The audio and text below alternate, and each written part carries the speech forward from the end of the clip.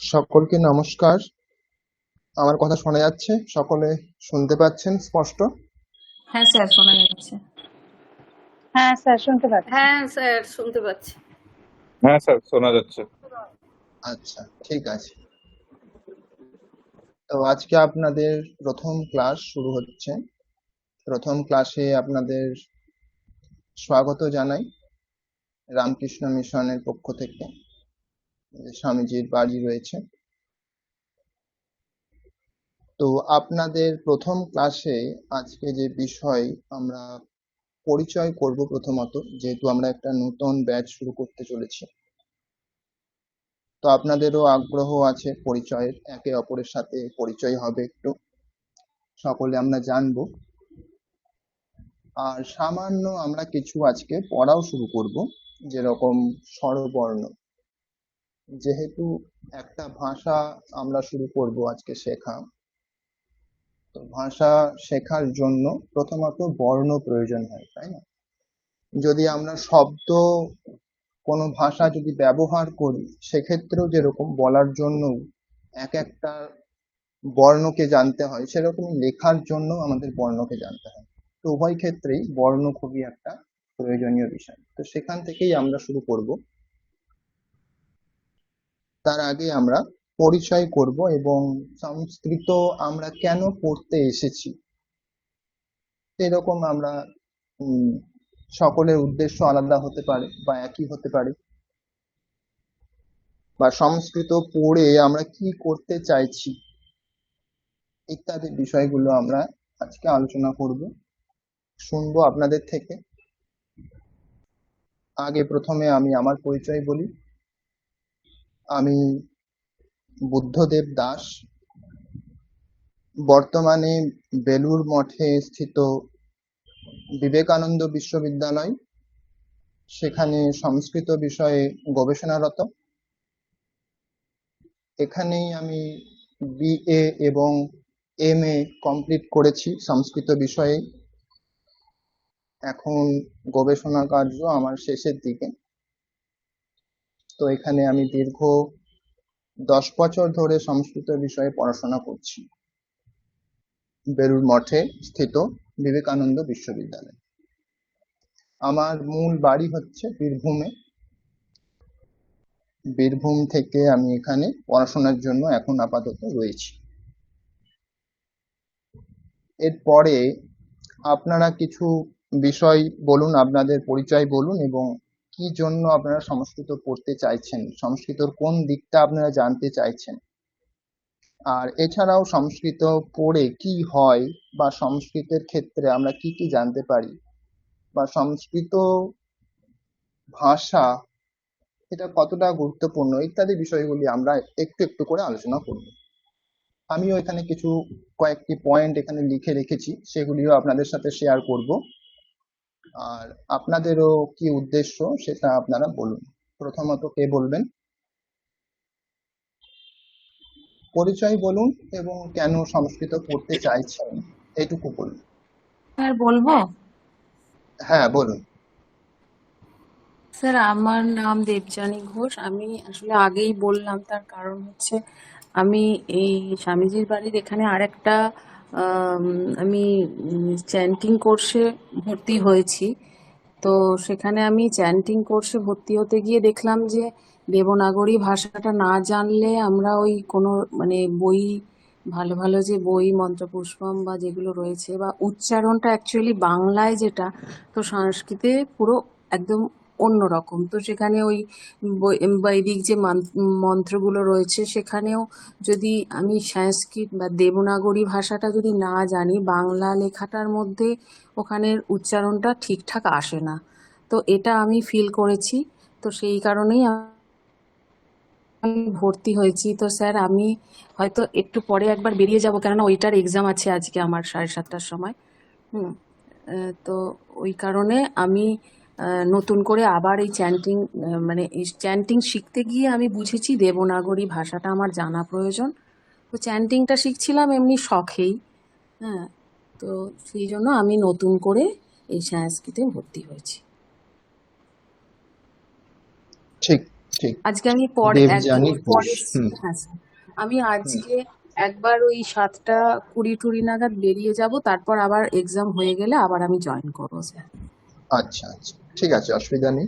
হ্যাঁ, স্যার। তো আমি এই কারণেই ভর্তি হয়েছি। একে একে বলবেন। হুম আমি মহুয়া ঠিক আছে, ব্যানার্জি বলছি। আচ্ছা বলুন। আমি দমদম নাগের বাজারে থাকি।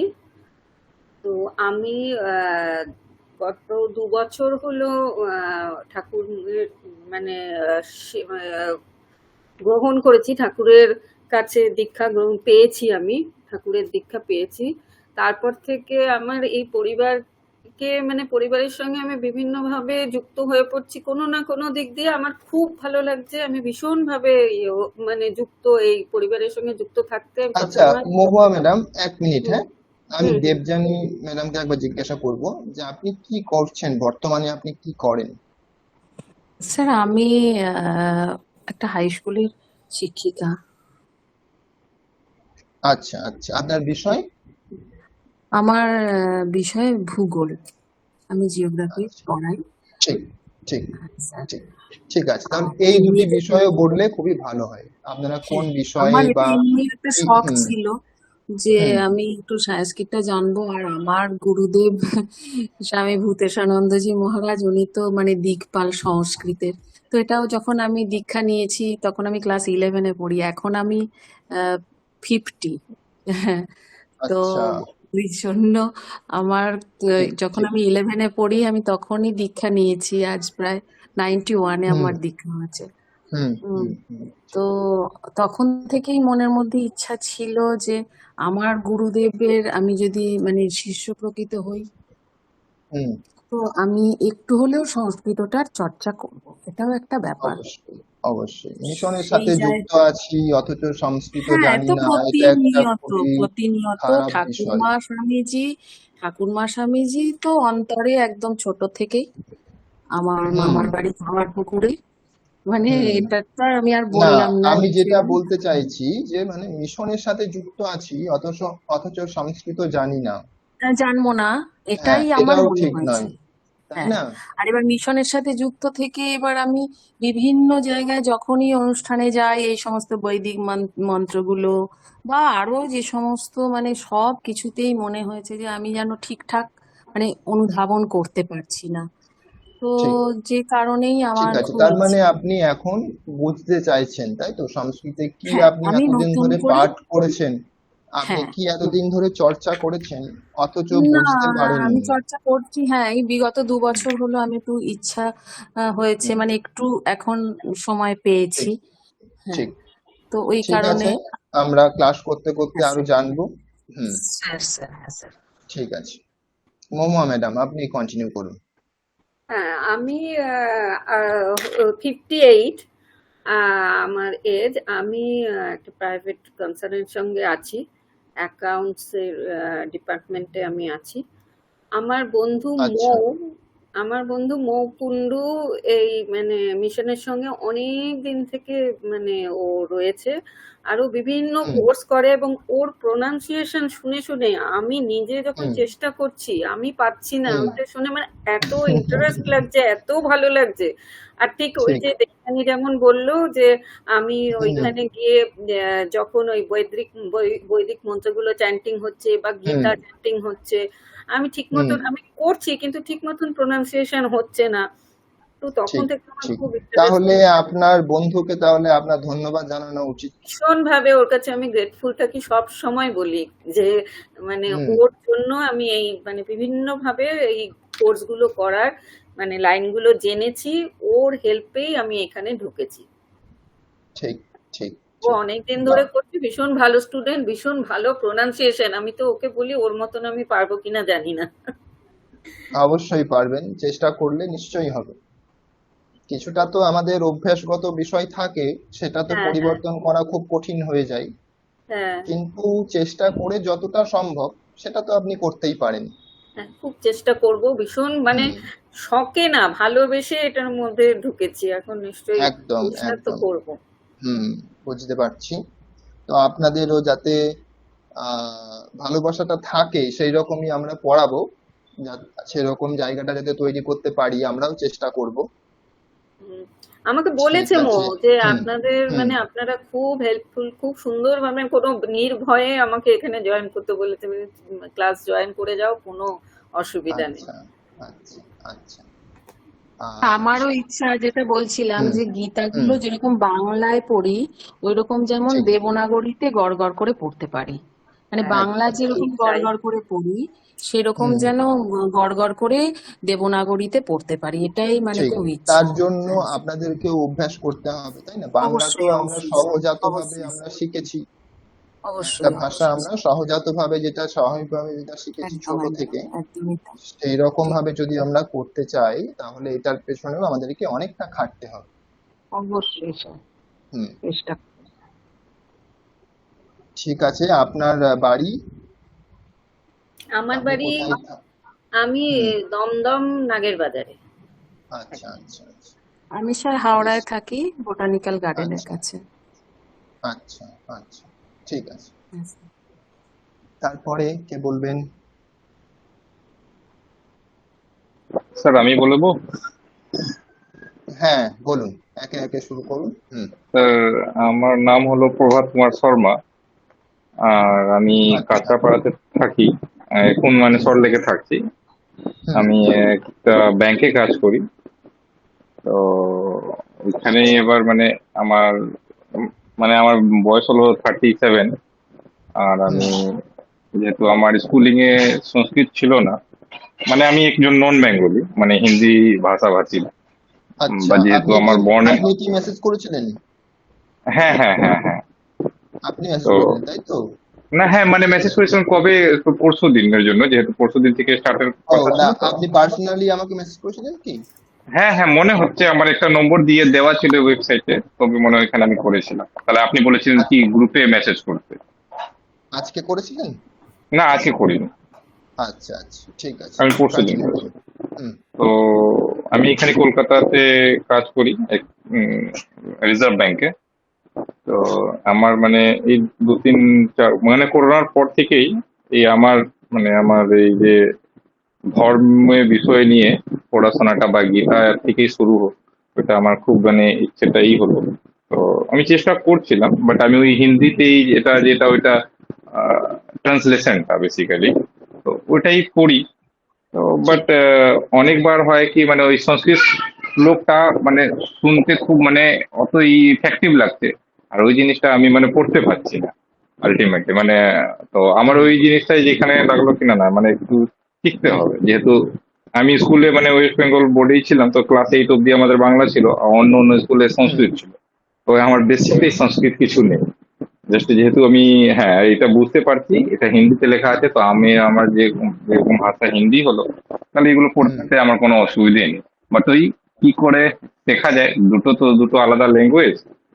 ঠিক। তো ওই শেখার ইচ্ছে আছে, এবার দেখে আসি যাক কত দূর আমি এগোতে পারি। আপনি হ্যাঁ, এবার একটু সাহায্য করলেই। হুম, দেবনাগরী লিপিটা তো একই আছে হিন্দি হ্যাঁ এবং হ্যাঁ হ্যাঁ। সংস্কৃতে।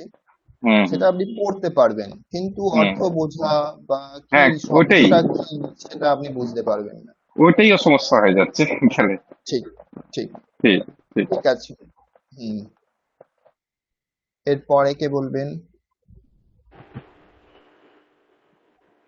স্যার আমি বলছি। হুম বলুন। হ্যাঁ, নমস্কার স্যার। আমি সোমা রায় মণ্ডল। আমি হুম। বিধাননগরে থাকি, কিন্তু আমার আসল বাড়ি হলো হিঙ্গলগঞ্জ ব্লকে আর কি।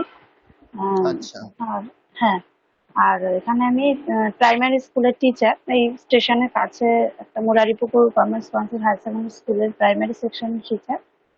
আর মেনলি হচ্ছে লকডাউন, এমনিতে আমাদের ছোটবেলায় একটু সংস্কৃত ছিল ক্লাসে, সেই অর্থে কিছুটা সংস্কৃত ছিল, হিন্দি ছিল, মোটামুটি হালকা হালকা পড়তে পারি। এবার আমার ছেলে নরেন্দ্রপুরে এবার 5-এ চান্স পেয়েছে। তো ওকে যখন আমি বাংলা গ্রামারটা পড়াচ্ছিলাম, তখন হুম। দেখলাম যে মানে গ্রামারের মূল উৎস হচ্ছে সংস্কৃত, বাংলা ঠিক। গ্রামার ব্যাকরণের। তো সেক্ষেত্রে হুম। তখন আমি দেখলাম যে সংস্কৃতটা খুব গভীর থেকে, বিশেষ করে ব্যাকরণগতভাবে জানলে বাংলা গ্রামারের ক্ষেত্রে খুব মানে একটা বেসটা খুব ভিত্তিটা খুব সুন্দরভাবে তৈরি হবে। আর একদম আরেকটা জিনিস, যেটা লকডাউন পিরিয়ডে আমি এমনিতেই ছেলেকে চাইতাম যে 3টে ভাষা সাইমালটেনিয়াসলি শেখাতে। ইংলিশটা তো আছে, বাংলা, হিন্দি আর সংস্কৃত। যেহেতু এদের ব্যাকরণটা মোস্ট অফ অল প্রায় দেখলাম যে কাছাকাছি, তো মেন উৎস হচ্ছে সংস্কৃত। সংস্কৃতটা যদি জানা যায় তাহলে সব ভাষার আর অনেক কিছু কানেকশনস গুলো জানা যাবে এবং ভাষা সম্পর্কে দক্ষতাটা আরো বাড়বে। ঠিক এবং গীতা, ঠিক হ্যাঁ, আর ওই সময় আমরা গীতা চ্যান্টিং এগুলো বাড়িতে বসে সময় কাটানোর জন্য এগুলো ইউটিউব দেখে দেখে ওকে করাতাম। সেই থেকে তারপর আবার স্কুল শুরু হতে ওটা আবার একটু ঢিলা হয়ে যায়। তো আমি ও ভর্তি হতে এবং ওদের তো সংস্কৃত আছে 5 থেকে। তা আমি সেই জন্য যাতে বাড়ি আসলে ওকে ভালো করে পড়াতে পারি এবং নিজেরও মানে ভালো করে শিখতে পারি এবং এই সংস্কৃত উচ্চারণ, যেমন মহুয়াদি দেবযানীদি বললেন, আমারও একই ব্যাপার। সংস্কৃত উচ্চারণ, সংস্কৃত মানে গড় গড় করে পড়তে পারা, এগুলো যা মানে আমাদের তো মাদার ল্যাঙ্গুয়েজ, সেটা আরো ভালো করে যাতে জানতে আর শিখতে পারি, সেই জন্যই আমি মেনলি ঠিক ভর্তি হয়েছি। এবং এটা আমি যতটা কন্টিনিউ করা যায়, একটার পর একটা কোর্স ইচ্ছা আছে করার। হুম হুম আচ্ছা অনলাইন হয়েও আমাদের একটু সুবিধা অবশ্যই হয়েছে। ঠিক অনলাইন হয়ে সুবিধা হয়েছে প্লাস হ্যাঁ, একটু হ্যাঁ, কারণ কন্টিনিউ করতেই সকালের হবে কোর্স আমাদের গুলো দেখছিলাম যে সকালবেলা আমার স্কুল টাইমে আমি করতে পারছিলাম না, তো অনলাইনটা পেয়ে আমার খুব সুবিধা হয়েছে। ঠিক হ্যাঁ, কন্টিনিউ করতেই হবে কারণ একটি যদি আপনি বেসিকটা শুধুমাত্র করলেন তারপরে যদি না করেন তাহলে সেটা তো অসম্পূর্ণ রয়ে যাবে হ্যাঁ, হ্যাঁ, সেই ওটা জন্য ইচ্ছা আছে হুম যে পুরো কোর্সটাকে নেওয়ার, যতটা সম্ভব যাতে, এগিয়ে নিয়ে যেতে হবে হ্যাঁ হ্যাঁ, যতটা সুন্দরভাবে শেখা যাতে যায় শিখতে পারে। ঠিক দেখি ঠিক কি আছে হয়। আপনার মূলত ঠিক আছে। আমি যেটা বুঝলাম আপনার মূলত উদ্দেশ্য ভাষাটাকে শেখা শেখা আর গভীরভাবে গ্রামারটাকে খুব ভালোভাবে শেখা, আর ছেলেকেও শেখানো যাতে ওকে আমি হুম পড়াতে পারি। মানে পড়াতে গেলে তো নিজের নলেজটা ঠিক না থাকলে পড়ানো যায় না। ঠিক ওদের 7 অব্দি আছে, যাতে ওকেও শেখাতে পারে এবং নিজে অবশ্যই শেখা। হুম তো গ্রামাটিক্যাল যে বিষয়গুলি আছে সেই বিষয়গুলি কিন্তু এখনই আসবে না না, ঠিক গ্রামার আছে। বিষয়টা হ্যাঁ, না হ্যাঁ, আমি বলে দিচ্ছি যে হ্যাঁ, আপনাদের বেসিক লেভেল থেকে শুরু হচ্ছে তার মানে হ্যাঁ, আপনাকে হ্যাঁ, এখন জানি। একটু অপেক্ষা করতে হবে গ্রামার করতে হবে, বিষয়ে হ্যাঁ। আসার জন্য প্রথমেই গ্রামার নিয়ে আমরা কিন্তু পড়বো না হ্যাঁ, হ্যাঁ, জানি।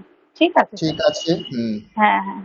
ধন্যবাদ এরপরে কে আছেন বলুন স্যার আমি বলবো। হ্যালো। হ্যাঁ হ্যাঁ বলুন শোনা যাচ্ছে আমি রামপ্রসাদ বিশ্বাস বলছি। আমার বাড়ি হলো শিলিগুড়িতে। আমি অ্যাকচুয়াল ভর্তি হয়েছি এই জন্য, ভাষাটা শেখার জন্য, এবং পরবর্তীকালে ইচ্ছা আছে যে আমাদের সংস্কৃতে যে পুরাণ বা অন্যান্য যে সাবজেক্ট গুলো আছে সেগুলো পড়া ভালোভাবে। ওই হ্যাঁ উদ্দেশ্যে মানে যে মেনলি ভর্তি হওয়া। সংস্কৃতে যেগুলি সাহিত্য রয়েছে তাই তো হ্যাঁ, পুরাণ হ্যাঁ, ইত্যাদি কারণ কি, হ্যাঁ, কারণ যেগুলো আমি দেখেছি বেসিক্যালি ভাবানুবাদ, মানে যিনি লিখেছেন বাংলাতে তিনি ঠিক সংস্কৃত থেকে বাংলা একদম করেননি, একদম ভাব তার মানে মত কিছু থাকবে অ্যাডিশন সেখানে তার মত অনেক, মানে হুম ডিটেলস চাপটা পাইনি আমার না যেটা মনে হয়েছে, আমি যেগুলো ঠিক পড়েছি। সেই হুম ক্ষেত্রে আমার মনে হয়েছে সংস্কৃত শেখা যায়। আর এই সাবজেক্টটা যেহেতু ভাষাটা আমাদের আদি ভাষা, তো আমি হ্যাঁ ওটা ওটা শেখার বোঝা জন্য যায় ওটা কিভাবে বোঝা যায় যখনই আপনি দুটি যখন অনুবাদ দেখবেন তখনই দেখতে পাবেন দুটির মধ্যে পার্থক্য আছে হ্যাঁ, আমি তাই না গীতাতেই দেখেছি বিভিন্ন রকমের তো প্রত্যেকটা হুম তেমন দেখলাম যে পরে লেখা আছে ভাবানুবাদ, কোথাও লেখা নেই হুম বঙ্গানুবাদ, মানে সেম লাইনটাকে দুটো বঙ্গানুবাদ বাংলায় করা। হ্যাঁ বঙ্গানুবাদ লেখা থাকলেও আপনি যদি দুটি বঙ্গানুবাদ দেখেন সেখানেও দেখবেন কিছু পার্থক্য হয়ে গেছে হ্যাঁ, একদম কনফিউশন হয়ে যায় যে একই হুম জিনিসটাকে দুজন লিখছেন বা অনুবাদ হুম করছেন, দুটো চিন্তা ভাবনা কেন পরিবর্তন হবে? ঠিক দুটো তার সেম মানে হওয়া আপনার উচিত। কাছে সরাসরি ভাবে আসছে না অনুবাদ না, আমার মনে হয়েছে সেটা আমার শেখার একটা হুম শখ ছিল। ঠিক ছোটবেলায় পড়েছি, ধরুন স্কুলে 7-8 হুম 2 বছর হুম ছিল, হুম তারপর শেখা হয়নি। সেই জন্য ভর্তি হয়েছি অ্যাকচুয়াল এই। আচ্ছা আপনি কি করেন আমি বাই প্রফেশন হলো, আমি অ্যাকচুয়ালি হলো মার্কেটিং এ আছি, ইন্স্যুরেন্স, আচ্ছা মিউচুয়াল ফান্ডস, এছাড়া আদার্স আচ্ছা ডাইরেক্টলি আচ্ছা আছি। আচ্ছা আর আপনি তো কোন বিষয় নিয়ে পড়ছেন আমি সায়েন্সে ছিলাম, সায়েন্স গ্রাজুয়েশন আচ্ছা 2000। আচ্ছা আচ্ছা আচ্ছা ফলে বাংলাটা অত তো পড়া তো হয়নি। মানে হুম মাধ্যমিক পর্যন্ত ছিল, তারপর উচ্চ মাধ্যমিক সায়েন্সে হুম চলে গেছে, কিন্তু আমার হুম ভাষা পড়তে ভালো লাগে, গল্প বই পড়তে বা এই জাতীয় বই পড়তে ভালো লাগে। যেই বইগুলোর কথা আপনাকে বলছি কিছুটা পড়েছি, পুরো পড়েছি বলবো আচ্ছা। না, কিছু কিছু অংশ পড়েছি। হুম হুম আর চ্যাটিংটা মানে ওই সংস্কৃত মন্ত্রগুলো শুনতে খুব ভালো লাগে, মানে এটাও আমার একটা আগ্রহ। ওদের যে হুম। সাউন্ড যেটা, চ্যান্টিং। হ্যাঁ চ্যাটিং বা কিছুটা নৃসিংহ ভাদুরী কিছু লেখাও হ্যাঁ। করেছি সেখানে। হুম, চ্যান্টিং দেখুন, চ্যান্টিং এর কোর্স তো হয়, সেটা আলাদা কোর্স। সেটাতে আপনি ভর্তি হলে সেখানে উচ্চারণ বা কিভাবে শ্লোক চ্যান্টিং করতে হয় এই বিষয়টা, ওটার জন্য আলাদা কোর্স আছে। এখানে আমরা মূলত ভাষাটাকে জানবো। হ্যাঁ ঠিক হ্যাঁ আছে। স্যার, একদম হুম ঠিক, মূলত ভাষার জন্যই আমি এসেছি, যেহেতু আমি ওই বইগুলো বলছিলাম যে বইগুলো আমার পড়ার হুম, ইচ্ছা আছে পরবর্তীকালে, ঠিক সেটার ঠিক জন্য মেনলি। একদম। সংস্কৃতের মধ্যেই মানে নানান রকমের আপনি প্রকার পাবেন, নানা ভেদ পাবেন। যেরকম চ্যান্টিং বললেন, চ্যান্টিং, তারপরে কারোর গ্রামারের প্রতি ইন্টারেস্ট থাকবে, আবার আচ্ছা কেউ আচ্ছা। সাহিত্য পড়তে চাইবে, এরকম। কিন্তু সংস্কৃত ভাষাটাকে না জানলে কিন্তু এগুলি কিন্তু আপনারা পড়তে পারবেন না। না স্যার, একদম ঠিক, হুম কারণ কি আমি শুরু করেছি, এবার আমার ইন্টারেস্টটা কোন দিকে যাবে যখন ভাষাটা পুরো শুনবো হুম। আপনার শিখবো, হয়তো তখন চিন্তা অবশ্যই। ভাবনা পরিবর্তন হতে পারে, সেটা অন্য ঠিক প্রসঙ্গ। ঠিক। কারণ আমি সংস্কৃত সম্বন্ধে তো পুরো জানি না, কিছুটা আমার মনে হচ্ছে যে এটা শিখলে এটা আমার এটা জানতে পারবো, এই বইগুলো পড়তে পারবো, হয়তো হুম। পরবর্তীকালে চিন্তা ভাবনা চেঞ্জ হবে। আপনি যেটা বললেন এখন যে অনেক কিছু ভাগ আছে একদম এর মধ্যে। একদম একদম। ঠিক আছে। আহ, ঠিক আছে, একদম। বেশ। হ্যালো, আর বলছিলাম যে স্যার, হ্যাঁ বলুন। আমার সঙ্গে আমার মেয়েকেও ভর্তি করিয়েছি, ঠিক আছে। ও তো ইয়ে আচ্ছা পাচ্ছে, খুব ছোট যেহেতু কথা আচ্ছা বলতে, ওকে কি ও কথা বলবে কি? আলিশা বিশ্বাস। আচ্ছা। ও আহ, এখন কিসে পড়ছে? ও ক্লাস 7-এ পড়ছে। ও, ও সিক্সে পড়ছে। ওকে ও ও এই বলছে কোর্সটার বলছে জন্য, এই কোর্সটার জন্য কোন ক্লাস বলা ছিল? আপনি ওকে তো দেখেছিলেন ফর্ম ক্লাবের সময়? আমি অত তো খেয়াল করিনি। আমি অ্যাকচুয়ালি আমার ইচ্ছা ছিল যে পরবর্তীকালে ওই সংস্কৃতে পড়বে, এবং যে স্কুলে তো সংস্কৃত পড়ানো হয় না, কারণ যেহেতু হুম কনভেন্ট স্কুল, হুম সেই জন্য আমার ইচ্ছা ছিল মানে আগে থেকে আমি কিছু খোঁজ করছিলাম যে আগে থেকে ওকে সংস্কৃতি হুম। একটা জায়গায় লেভেলে নিয়ে যেতে পারি, মানে ও আচ্ছা। ওরও ইচ্ছা আছে, সেই লেভেলটা যেতে মানে পারলে ও পরবর্তীকালে আফটার মানে ও গ্রাজুয়েট আলাদা করে মাধ্যমিক। ভর্তি হয়েছে তাই তো? আপনি ভর্তি হয়েছেন, ও ভর্তি হয়েছে আলাদা করে হ্যাঁ, দুজনে? দুজনে আলাদা, ওর আলাদা, ওর নাম আলাদা আছে, আমার আলাদা আছে। আচ্ছা আচ্ছা আচ্ছা, বেশ ঠিক আছে। মানে আমি জাস্ট ইন্ট্রোডিউস করলাম এই জন্য, ও হয়তো আপনি জিজ্ঞাসা হুম করো ও কিছু হয়তো সেরকম ভাবে বলতে পারবে না। এই হুম। ঠিক উদ্দেশ্যটা আছে, কি, অসুবিধা নেই। হুম হুম। মানে আমার অসুবিধা নেই। উদ্দেশ্যটা ছিল যে আমি যখন শিখছি এই বয়সে এসে, ও আগে থেকে শিখুক, হুম। পরবর্তীকালে একদম। তাদের সংস্কৃত নিয়ে একটা ইন্টারেস্ট, যেটা আমাদের আদি ভাষা বা ভারতীয় সংস্কৃতির একটা ঠিক প্রধান অঙ্গ, যেটা আমার মনে ঠিক। হয় হয়তো সেটা সেই জন্য। ঠিক আছে। আচ্ছা ঠিক আছে রামপ্রসাদ বাবু। স্যার, আমার একটা কথা জিজ্ঞেস করার ছিল। হুম। আমি বলুন। বলছি যে এসআরএন নাম্বার একটা পাঠাবে বলে বলা হয়েছিল, তো সেটা আমি পাইনি। সেটা কি পরে পাওয়া যাবে না কিভাবে পাবো? ওটা আপনাকে অফিসে কথা বলতে হবে। ঠিক আছে। আচ্ছা ওটা আচ্ছা, অফিসের সাথে যোগাযোগ করবেন, ঠিক ওনারা বলতে পারবে। হুম। ঠিক আছে, থ্যাংক ইউ। এরপর কে বলবেন?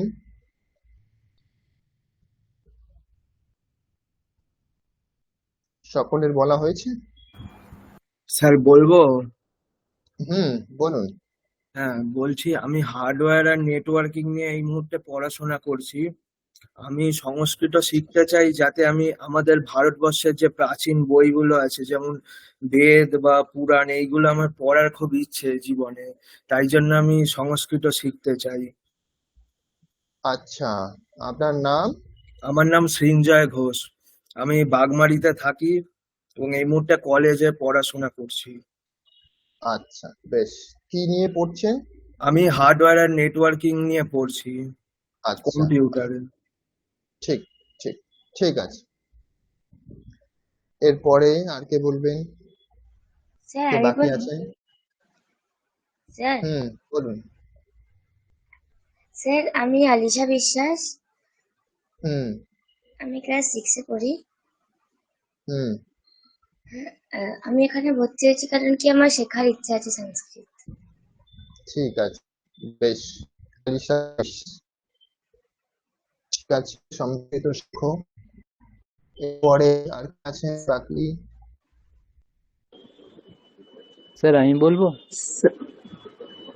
হুম, ভাস্কর ভৌমিক, বলুন। আহ, আমি ভাস্কর ভৌমিক, আমি ত্রিপুরা থেকে, আগরতলা থেকে বলছি। আচ্ছা। হুম। আহ সংস্কৃত আমার খুব ভালো লাগে। এই সংস্কৃত একসময় সংস্কৃত তো আপনি ভয়, পড়েছেন আগে? এই ক্লাস 7-8-এ পড়েছিলাম। এখন তো আমি স্কুল শিক্ষক, শিক্ষকতা আচ্ছা, চাকরি করি। কোন তো বিষয়ে? আহ বিজ্ঞান বিষয়ে। বাহ। তারপর মিশনে তো ছোটবেলা থেকে যাতায়াত, স্কুল হুম। থেকে। তো হুম। স্বামীজির তো সবসময় চাইতেন সংস্কৃত ভাষাটা সব ভেদাভেদ সব থেকে দূরে রাখে, সবকিছুই। তো সংস্কৃত ঠিক। ভাষাটা একসময় ভারতবর্ষের জনভাষা ছিল। তো আমার সংস্কৃত হুম। ভাষা শেখার, কথা বলার খুব ইচ্ছা, এবং ঠিক। ইচ্ছে রাখি ভবিষ্যতে এটা শিখে এটা প্রচারের জন্য আমি কাজ করতে পারি। একদম, শুরু তো করা যাক, তারপরে কতদূর আমরা এগোতে পারি হ্যাঁ, একদম সেটা স্যার। দেখা যাবে। একদম শুরু করতে হবে। হ্যাঁ, হ্যাঁ, ঠিক স্যার। এরপরে কে বাকি আছেন? স্যার বলবো? হুম, বলুন। স্যার আমি শোভা ঘোষ, আর হুম। আমি বেহালা থেকে বলছি। আর স্যার আমার এই ভাষাটা শেখার ইচ্ছা ছিল বলে জয়েন করেছি। একদম, ভাষা শেখার জন্য আপনি জয়েন করেছেন, ঠিক। আপনি এখন কি করছেন? আর স্যার আমি পার্ট টাইম একটু অ্যাকাউন্টস করি। আচ্ছা, কোন বিষয় নিয়ে আপনি পড়াশোনা করেছেন? আমি পলিটিক্যাল সায়েন্সে মাস্টার্স করেছি। বাহ, ঠিক আছে, ধন্যবাদ। ধন্যবাদ। তাহলে বিভিন্ন ক্ষেত্র থেকে আপনারা এসেছেন সংস্কৃত পড়তে। আর কেউ বাকি আছেন? স্যার আমি বলবো? হুম, বলুন। শোনা যাচ্ছে আমার কথা? শোনা যাচ্ছে, আরেকটু উঁচু বললে ভালো হয়। আমি উজানি ব্যানার্জি। আমি এই লেক টাউনে এখানে থাকি। এখন আমি ইউনিভার্সিটিতে পড়ি, এমএ তে ভর্তি হয়েছি এই বছর। আমি আসলে ভাষাটা শিখে কোনো সময় সাহিত্য পড়তে পারবো এই আশায় শিখতে চাই। হয়তো অনেকটা সময় লাগবে, কিন্তু আশা করছি কোনো একদিন পারবো। একদম, চেষ্টা করলে নিশ্চয়ই পারবেন। এখন কি বিষয়ে পড়ছেন? আমি ইংরেজি সাহিত্য পড়ছি। বাহ, ঠিক। তাহলে ইংলিশ এবং সংস্কৃত দুটি বিষয়ে লিটারেচার আপনি জানবেন, যদি ভালোভাবে ঠিকভাবে এটাও শিখতে পারেন। হ্যাঁ, ইচ্ছা তো আছে স্যার। হুম। তাহলে ইংলিশ লিটারেচার থেকে আপনি সংস্কৃত লিটারেচার বানাবেন, অথবা সংস্কৃত লিটারেচার জেনে তারপরে ইংলিশ, তো দুটির মধ্যে একটা কম্পারেটিভ স্টাডি করতে পারবেন। হ্যাঁ স্যার। ঠিক আছে, আর কেউ বাকি আছেন? স্যার আমি বলবো? হুম, শৌর্য আচ্ছা, সাধুখা, বলুন। স্যার আমি সৌর্য সাধুখা। হুম। আমি প্রেসিডেন্সি ইউনিভার্সিটি থেকে এমএ করেছি, আর বিএ আর এমএ দুটোই করেছি। আর এখন হুম। আমি পিএইচডির জন্য, হ্যাঁ পিএইচডির জন্য আমি প্রিপারেশন করছি, সেজন্য এখন ফ্রি টাইম আছে। আহ, উম, এই তাই এই টাইমটাকে মানে মানে ইউজফুল করার জন্য, মানে সদুপয়োগ করার জন্য আমি এখন সায়েন্সে মানে অ্যাডমিশন নিয়েছি। আর ওই এমনি আচ্ছা। সায়েন্সের ওই বেনিফিটস গুলো আমি জানি, যে চ্যান্টিং করলে কি হুম। হয় সব। আর তারপরে বেদ, রামায়ণ, উপনিষদ এইসবের এইসব কি জানেন বললেন? কি জানেন যে বললেন? ওই মানে সংস্কৃত ল্যাঙ্গুয়েজের যে চ্যান্টিং করার হুম। সময় যে হুম। একটা হয়, মানে কি পজিটিভ এফেক্ট পড়ে ব্রেনের উপর, আচ্ছা, ডিএনএর উপরে, সব শুনেছি। মানে জানি না কত দূর এটা ঠিক। কিন্তু আপনি শুনেছি। এমএ করেছেন কমপ্লিট, তাই তো? এমএ, হ্যাঁ এমএ আমার হয়ে গেছে। আচ্ছা, এখন পিএইচডি কয় বছর হলো আপনার? না, পিএইচডি করার জন্য আমি মানে নেবো, অ্যাডমিশন নেবো আমি। আমার আচ্ছা, একটা নেট এখনো পরীক্ষা হয়নি। দিতে হবে। ওই হুম। নেট পরীক্ষা দিতে যদি আমি কোয়ালিফাই করতে পারি, তখন আমার হুম। হবে, পিএইচডি হবে। আচ্ছা। হিন্দি থেকে করেছি হুম। আমি, হিন্দি হুম। লিটারেচার। আচ্ছা। আচ্ছা, আর হিন্দি নিয়ে পড়েছেন। হ্যাঁ, আর আচ্ছা। আর আমার মানে এই পিএইচডি তে যদি আমি কাব্যশাস্ত্র এইসব নিয়ে যদি আমি করি, রিসার্চ করি, তাহলে ওইখানে সংস্কৃত আমার মানে খুবই হবে মানে ঠিক ঠিক। তো আপনি হিন্দি নিয়ে পড়েছেন এবং সংস্কৃতকেও আপনি জানতে চাইছেন, ঠিক হ্যাঁ আছে। হ্যাঁ হুম। আর কেউ বাকি আছেন? Hello sir.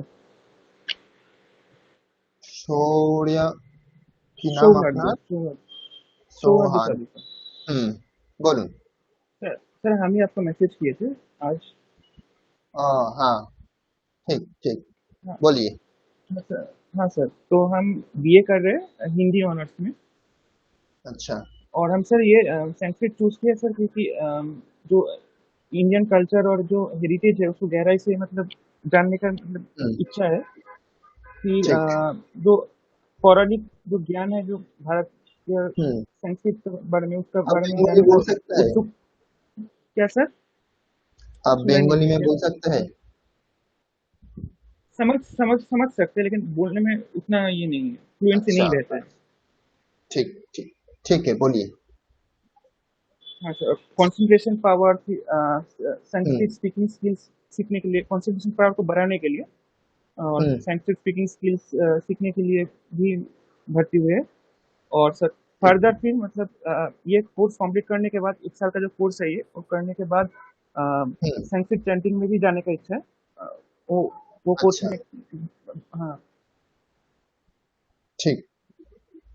तो आप संस्कृत को जानने के लिए आए हैं, मूल तौर पर नहीं सर, इंडियन संस्कृत कल्चर है। लैंग्वेज को जानना है। हाँ सर। ठीक है। और कोई? ঠিক আছে, তো দুইজন হিন্দি ভাষী আছেন আপনারা। তো যেখানে আপনাদের অসুবিধা হবে বুঝতে, ক্লাসটি কিন্তু বাংলাতেই হবে। আপনাদের যদি বুঝতে অসুবিধা হয় তখন আপনারা প্রশ্ন করতে পারেন। তো হিন্দিতে আপনারা প্রশ্ন করতে পারেন, আমি বোঝানোর চেষ্টা করব হিন্দিতেই আপনাদেরকে, আলাদাভাবে দু একটি বাক্যে। কিন্তু পুরো ক্লাসটা কিন্তু হিন্দিতে বলা সম্ভব নয়, যেহেতু আপনাদের প্রথমেই বলা হয়েছে এটি বাংলাতেই পড়ানো হবে, বাংলা এবং সংস্কৃত বিষয়ে। এটা মাধ্যমও হবে বাংলা এবং সংস্কৃত। সেই জন্য হিন্দিতে আপনারা প্রশ্ন করতে পারেন, যেই জায়গাটি বুঝতে পারলেন না, স্পেসিফিক কোনো জায়গা থাকলে সেই অংশটুকু আমি বলে দিতে পারি হিন্দিতে। ঠিক আছে, কোনো অসুবিধা হবে না তো সৌহার্দ্য? नहीं सर, ऐसे नहीं है। হুম, ঠিক আছে। हम्म। আর কেউ বাকি আছেন? সকলে পরিচয় বললেন।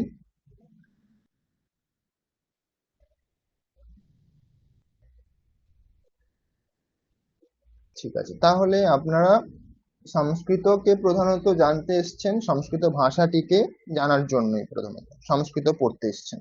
এটা তো সকলের একটা কারণ তো আছেই।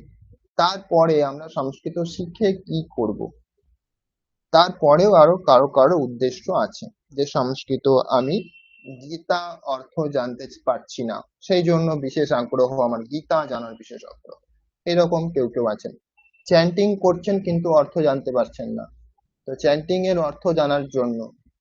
তো এটা একটা স্পিরিচুয়াল আপনাদের কারণ। অনেকের ভাষাটিকেই জানা, যেরকম স্টুডেন্টরাও রয়েছেন, তাহলে স্টুডেন্টরাও যারা রয়েছেন তারা এই ভাষাটিকে জানতে চাইছেন। তাদের স্টুডেন্ট বিএ অথবা এমএ করছেন বা এমএসসি বিএসসি পড়ছেন, তো তারাও অন্যান্য ভাষার সাথে, অন্যান্য লিটারেচারের সাথে এই লিটারেচারকে তারা কম্পারেটিভ স্টাডি করতে চাইছেন, এরকমও বোঝা গেল। তো সংস্কৃত বিষয়ে এখানে আমি কিছু পয়েন্ট রেখেছি, সেগুলি আমরা আলোচনা করব সকলে একসাথেই। তারপরে আমরা আজ কিছুটা পড়াশোনা শুরু করব। তো ক্লাসের শুরুতে আমরা একটা শান্তি মন্ত্র আগে পাঠ করে নিই, ঠিক আছে? ক্লাস যাতে ভালোভাবে শুরু হয় এবং শেষ হয়, আমরা যেন ভালোভাবে শিখতে পারি, ইত্যাদি বিষয় নিয়ে আমরা এই মন্ত্রটি আমরা প্রতিদিন পাঠ করব একবার করে ক্লাসের শুরুতে। তো চ্যান্টিং ক্লাস কে করছেন?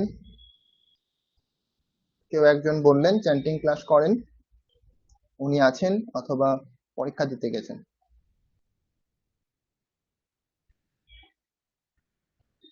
ঠিক আছে, তাহলে আমার সাথে একজনকে উচ্চারণ করতে হবে। আমি একবার পুরোটা আগে উচ্চারণ করে দিচ্ছি, তারপরে ভেঙে ভেঙে আমরা পড়ব। যেহেতু আপনাদের এখন বর্ণ পরিচয় হয়নি, সেই জন্য আপনাদের পড়তে অসুবিধা হবে। আমি শুধু অর্থ বলে দিচ্ছি। এটা আমরা প্রতিদিন যখন একবার করে পাঠ করব তখন আপনারা নিজেরাই বুঝতে পারবেন এটার অর্থ কি আছে, কোনটা কি শব্দ আছে, কি বর্ণ আছে, সেটা আস্তে আস্তে আপনাদের মধ্যে নিজে নিজেই এটা প্রকাশ পাবে। তো আজকে শুধুমাত্র আমরা অর্থটিই জানবো। একবার উচ্চারণ করে দিচ্ছি, তারপরে অর্থ। ওম সহনা ভবতু সহনৌ ভুনক্তু সহ বীর্যং করবাবহৈ তেজস্বিনাবধীতমস্তু মা বিদ্বিষাবহৈ। ওম শান্তি শান্তি শান্তি। তো এখানে প্রথমেই দেখুন ওম আছে। ওম শব্দের অর্থ আপনারা কেউ জানেন? ওম বলতে কি বোঝানো হয়? কেউ বলতে চাইবেন? হাত তুলুন। দেখুন হাত তোলার একটা অপশন আছে, আপনারা জানেন সকলেই হাত তোলার একটা অপশন আছে, ওখানে আপনারা হাত তুলুন কেউ বলতে চাইলে। ওম মানে কি? কারোর কোনো কিছু ধারণা আছে?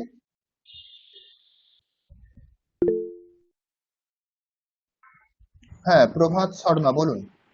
স্যার ওম যেটা আমরা জানি কি প্রায় সব মন্ত্রতে ইউজ হয়, একটা ইউনিভার্সাল, এটা মানে সাউন্ড, যেটা মানে একে বলতে পারি মানে ইউনিভার্সাল এটা সাউন্ড, মানে যেটা শোনা যায়।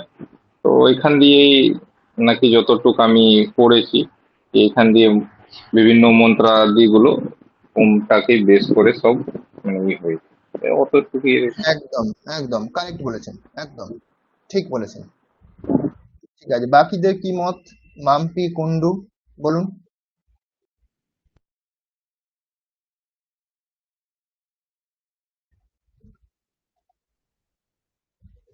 সোমা রয় বলুন। ওম বলতে আহ, ব্রহ্ম বা পরমাত্মাকে বোঝানো হয়েছে। ঠিক, এটাও একদম সঠিক। আমাদের যে শাস্ত্র রয়েছে সেখানে ওমকারকে ব্রহ্মের একটা নাম বলা হয়েছে। ব্রহ্মের আরেকটি নাম হচ্ছে এটা ওম। ঠিক বলেছেন। আর কেউ কিছু বলতে চান? রামপ্রসাদ বিশ্বাস বলুন। ওম শব্দের অর্থ নিরাকার।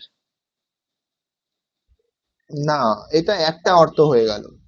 একটাই অর্থ নয়, ওমকে যখন ওমকে ওমকে ভাঙলে আপনি ও যদি আম এরকম না কিছু না একটা বেরোয়। না ঠিক আছে, ওটা বুঝতে পেরেছি। আমি অর্থ জিজ্ঞেস করেছি। আপনি নিরাকার যদি বলে দেন তাহলে সেটা একটা অর্থে সীমিত হয়ে গেল।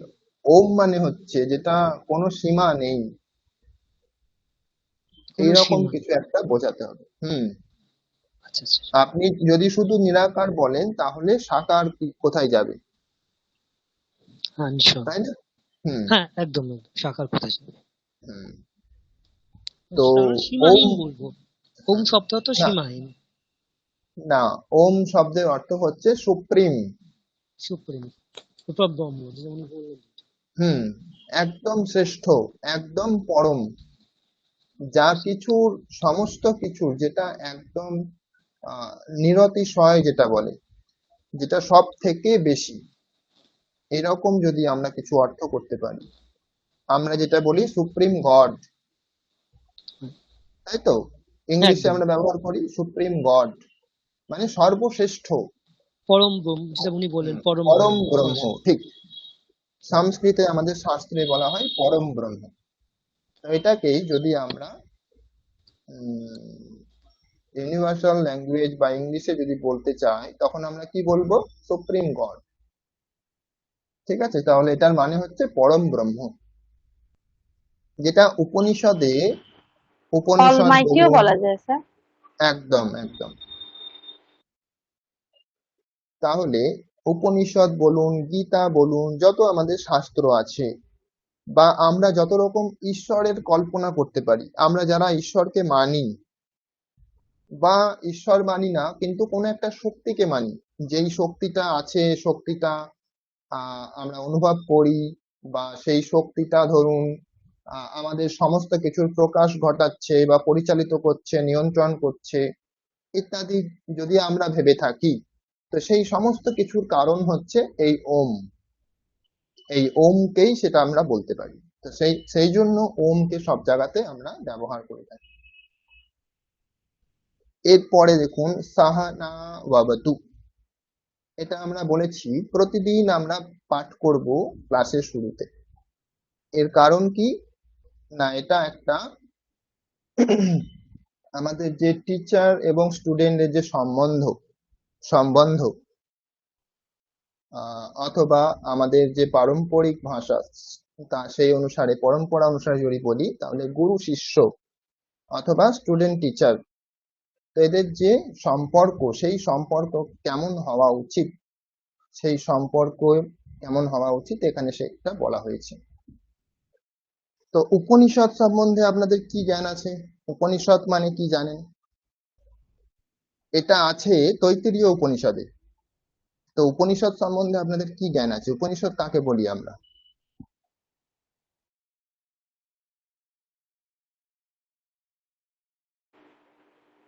স্যার বলবো সোমা স্যার? বিশ্বাস। বলুন। রায়মন্ডল স্যার।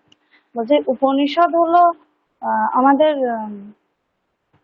বেদ, মানে আমাদের যে বেদ আছে, পুরো বেদের জিস্ট আর কি, পুরো সারাংশটাই হচ্ছে উপনিষদের মধ্যে ঠিক, একদম রয়েছে। একদম। আমাদের যে বেদ রয়েছে, সমস্ত বেদের যে সমস্ত সিদ্ধান্ত, কনক্লুশন, সেগুলি হচ্ছে উপনিষদ বলবো আমরা, সেটাকে উপনিষদ বলা হয়। তো এই রকমই তৈত্তিরীয় উপনিষদ, এটা একটা উপনিষদ। এরকম অনেক উপনিষদ আছে, তার মধ্যে প্রসিদ্ধ হচ্ছে 10টি। তো প্রসিদ্ধের মধ্যেও একটি হচ্ছে তৈত্তিরীয় উপনিষদ। তো সেখানেই এই মন্ত্রটি আছে।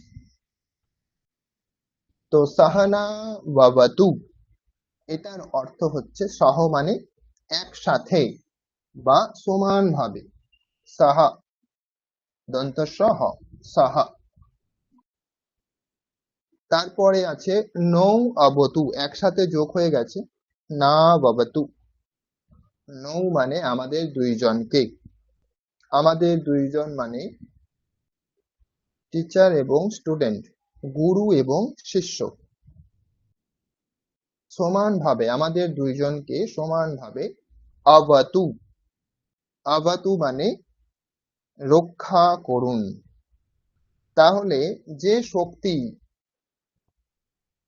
যেটা সর্বশ্রেষ্ঠ শক্তি বা ঈশ্বর, যাই বলি না কেন, সেই ঈশ্বরের কাছে আমরা প্রার্থনা করছি যে আমরা এই যে এখন পড়তে বসেছি, তো এই সময় আমাদের উভয় পক্ষকে, টিচার এবং স্টুডেন্ট, গুরু এবং শিষ্য, উভয় পক্ষকে আপনি রক্ষা করুন। এটা হলো প্রথম বাক্যের অর্থ।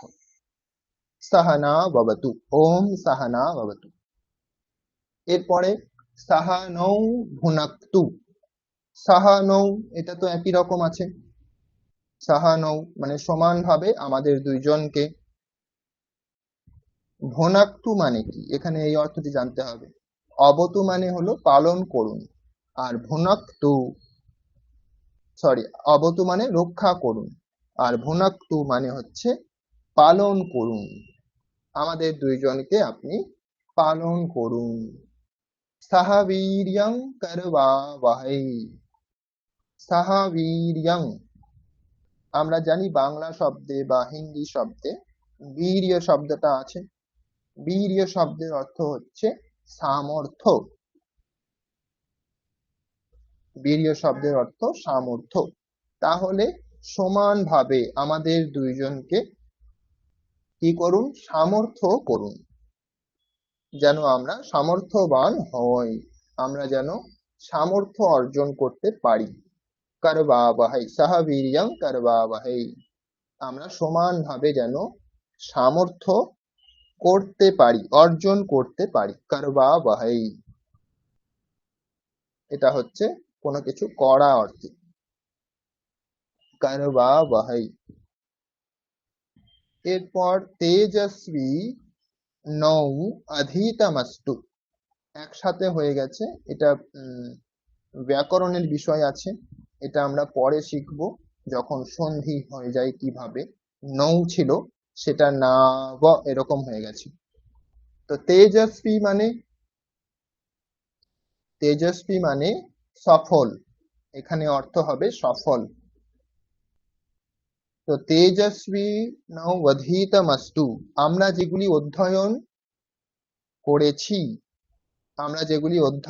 করেছি বা করলাম, সেগুলি কেমন হোক, সফল হোক। তেজস্বী, অস্তু মানে হোক, অধীতম মানে যেটা আমরা অধ্যয়ন করলাম বা করছি।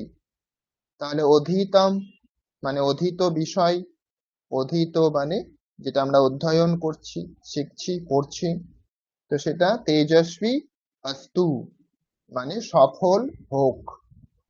মা বিদ্বিষাবহৈ, মা মানে এখানে নিষেধ অর্থ, নিষেধ, না, মা মানে অর্থ হচ্ছে এখানে না। বিদ্বিষাবহৈ মানে আমরা যেন বিদ্বেষ না করি, একে অপরকে আমরা যেন হিংসা না করি, আমরা যেন দ্বেষ না করি। বিদ্বিষাবহৈ, মা বিদ্বিষাবহৈ, আমরা যেন একে অপরকে বিদ্বেষ না করি। ওম শান্তি শান্তি শান্তি। এখানে আরেকবার ওম বলে এখানে 3 রকমের শান্তির কথা বলা হচ্ছে। আমাদের শাস্ত্রে 3 রকম দুঃখের কথা বলা হয়, তো সেই জন্য এখানে 3 রকম শান্তির কথা বলা হয়েছে। সেই 3 রকম দুঃখ যাতে শান্ত হয়, সেই 3 রকম দুঃখের যাতে শান্তি হয়, যাতে শমন হয়, যাতে দমন হয়, সেজন্য এখানে 3 রকম শান্তি বলা হয়েছে। একটা হচ্ছে আধ্যাত্মিক শান্তি, একটা হচ্ছে আধি দৈবিক শান্তি, আর একটা হচ্ছে আধি ভৌতিক শান্তি। রামপ্রসাদ বিশ্বাস কিছু বলবেন? স্যার দৈবিক আর আপনি আধ্যাত্মিক দুটোর মধ্যে সেন্টেন্সের মধ্যে ডিফারেন্সটা কি জানতে চেয়েছিলাম। দুটোই আপনি আধ্যাত্মিক শান্তি বললেন আর আদি দৈবিক শান্তি বললেন। হ্যাঁ, 3টি আছে এখানে। দুটো একই ওয়ার্ড, হচ্ছে, আধ্যাত্মিক আর বৈদিক মানে ডিফারেন্সটা পার্থক্যটা বলছি। হ্যাঁ আমি বলবো। আধ্যাত্মিক শান্তি, আধি দৈবিক শান্তি, আর আধি ভৌতিক শান্তি। তো এইরকম 3 রকম দুঃখ হয়, সেজন্য 3 রকম শান্তি এখানে বলা হয়েছে। তো যত রকমের আমাদের দুঃখ আছে আমরা 3 রকম ভাবে ভাগ করতে পারি, 3 রকমের মধ্যেই সমস্ত দুঃখ চলে আসে। তো কি কি? আধ্যাত্মিক বলতে আপনার যেটা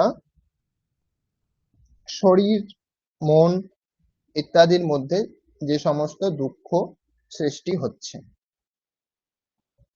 যেটার কারণ হচ্ছে আপনার শরীরই, বাইরে থেকে কোনো কারণ নেই।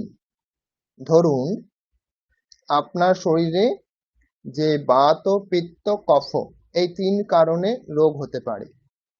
বাত মানে বায়ু, আমাদের শরীরের মধ্যে যে বায়ু আছে। পিত্ত মানে আমরা জানি খাওয়ার সময় যে আমাদের বিভিন্ন রকমের রস নিঃসরণ হয়, সেগুলিকে পিত্ত বলা হয়। আর কফ মানে আমরা জানি সর্দি লাগলে আমরা বিশেষভাবে অনুভূত করতে পারি, বা অন্যান্য জায়গাতেও যে গাঢ় আমাদের রস থাকে শরীরের মধ্যে, সেটাকে বলা হয় কফ। তো এইরকম তিনটি কারণে এগুলির সমতা যখন থাকে, মানে শরীরের মধ্যে যেটুকু থাকা উচিত সেটুকু যখন থাকে, এরা যখন ব্যালেন্সে থাকে, তখন আমাদের শরীর সুস্থ থাকে। এগুলি যখন আমাদের ব্যালেন্স এদিক ওদিক হয়ে যায়, তখন আমাদের দুঃখ হয়, মানে রোগ হয়, নানা রকম ব্যথা হয়, যন্ত্রণা হয়। তো এটা হচ্ছে আমাদের আধ্যাত্মিক, মানে নিজস্ব ব্যাপার। এটা এটা কেউ কিন্তু আপনাকে করে দিচ্ছে না, আপনি নিজে নিজেই এটা করছেন, সেই জন্য এটা আধ্যাত্মিক। বোঝা গেছে প্রথমটা? রামপ্রসাদ বিশ্বাস। হ্যাঁ স্যার, বুঝতে পেরেছি। আধ্যাত্মিক হুম ব্যাপারটা বোঝা, নিজস্ব ব্যাপার যেটা, এটা মন, হুম আমাদের শরীরের মধ্যে যে একদম। অংশগুলো আছে হুম তার উপর বেস আমাদের করে, যে বাইরে সমস্ত থেকে কিছু শরীর, আসছে না। ঠিক আমাদের পিত্ত, শরীরে যে কফ, সমস্ত অঙ্গ প্রত্যঙ্গ রয়েছে, হ্যাঁ, সেগুলিতে যখন আমরা নিজেদের অভ্যাসের কারণেই যখন আমরা বিভিন্ন রোগ আহ ডেকে নিয়ে আসি বলতে পারি, তখন আমরা সেগুলিকে বলবো আধ্যাত্মিক। আর আধি দৈবিক হচ্ছে যেটা আপনার কন্ট্রোলে নেই, আপনার আয়ত্তের বাইরে, সেগুলিকে আমরা বলি যে দেবতারা এরকম করছে, দৈব বশাত এরকম হয়ে যাচ্ছে। যেরকম ধরুন, যদি খুব বর্ষা হলো, খুব বর্ষাতে আপনার বাড়ি ভেঙে গেল, তার ফলে ধরুন আপনার কোনো একটা কিছু ক্ষতি হয়ে গেল, বা আপনার শরীরের কোনো ক্ষতি না হলেও ধরুন আপনার বাড়ির ক্ষতি হলো, সেটাই আপনি ভাবছেন যে আপনার ক্ষতি, তা আপনার যাই হোক অন্যরকম ভাবে ক্ষতি হলেও, এই যে কারণ, দুঃখের যে কারণ সেটা হচ্ছে বর্ষা। এই বর্ষা কিন্তু আপনি ঘটাননি ইচ্ছা করে, এটা দৈব বশাত, মানে প্রকৃতি বশাত হয়েছে। প্রকৃতিকেই আমরা এখানে দৈব বলবো, প্রকৃতির কারণে যে সমস্ত আমরা দুঃখ পেয়ে থাকি। বোঝা গেছে আধি দৈবিক? হ্যাঁ স্যার। এবার হচ্ছে আধি ভৌতিক। ভূত মানে যে সমস্ত জাত বস্তু, যেগুলি ভূত মানে জাত, মানে যেগুলি জন্মায়, যাদের জন্ম আছে, যেগুলি উৎপন্ন হয়, সেগুলিকে আমরা বলি ভূত। তো তার যে সম্বন্ধে আমাদের যে দুঃখ হয়, ভূত বলতে ধরুন কোনো পশু, কোনো পাখি, যেগুলি আপনাকে দুঃখ দিচ্ছে, যাদের থেকে আপনি দুঃখ পাচ্ছেন কোনো কারণে। ধরুন হাতি, জঙ্গল থেকে হাতি বেরিয়ে চলে এলো লোকালয়ে, সেখানে একটা কোনো কিছু করে দিয়ে চলে গেল, তাহলে এই যে হাতি, এটা হচ্ছে একটা জন্তু, একটা ভূত বিষয়, যার জন্ম ইত্যাদি রয়েছে। তো এই রকম, অথবা ধরুন কোনো মানুষই হতে পারে, আপনি যখন অন্য কোনো মানুষের থেকে যখন দুঃখ পাচ্ছেন, অন্য কোনো মানুষ যখন ধরুন আপনাকে হত্যা করতে চাইছে বা আপনার ক্ষতি করতে চাইছে, তো তার ফলে যে আপনি দুঃখ পাচ্ছেন, সেটাকে বলবো আধি ভৌতিক দুঃখ। পশু পাখিও হতে পারে, মানুষও হতে পারে। অন্যের কাছ কাছ থেকে যখন আমরা কোনো দুঃখ পাই, সেটা হবে আধি ভৌতিক। তাহলে তিনটি বোঝা গেছে, তিনটি দুঃখ কি কি? হ্যাঁ হ্যাঁ। বাকিদের কোনো সংশয় আছে এখানে? পুরো শ্লোক, পুরো মন্ত্রটির মধ্যে কোনো সংশয় আছে কারোর? অর্থ বুঝতে অসুবিধা আছে কারোর? স্যার, আমি বলছিলাম ওই তেজ হুম তেজস্বী নাবধিতমস্তু, এইটা একটুখানি মানেটা আমাকে আরেকবার বলুন। ঠিক, আরেকবার বলছি। তেজস্বী নাবধিতম অস্তু। তেজস্বী মানে সফল, তেজস্বী মানে হচ্ছে সফল। তো এখানে আমরা প্রার্থনা করছি ঈশ্বরের কাছে যে সফল হোক। অস্তু শেষে যেটা আছে, মস্তু, শেষের অংশটি আছে না, মস্তু, সেটাকে আপনি, হ্যাঁ, সেটাকে আপনি ভাঙবেন অস্তু বলে, অস্তু মানে হোক, তাহলে সফল হোক। আর মাঝে পড়ে রইল নৌ অধিতম।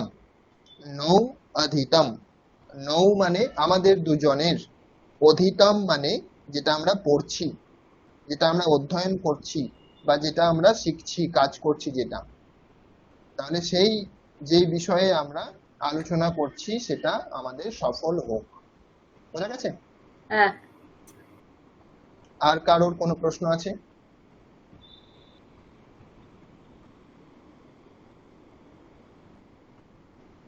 বাকিদের প্রশ্ন হাত তুলতে পারেন যদি কোনো প্রশ্ন থাকে।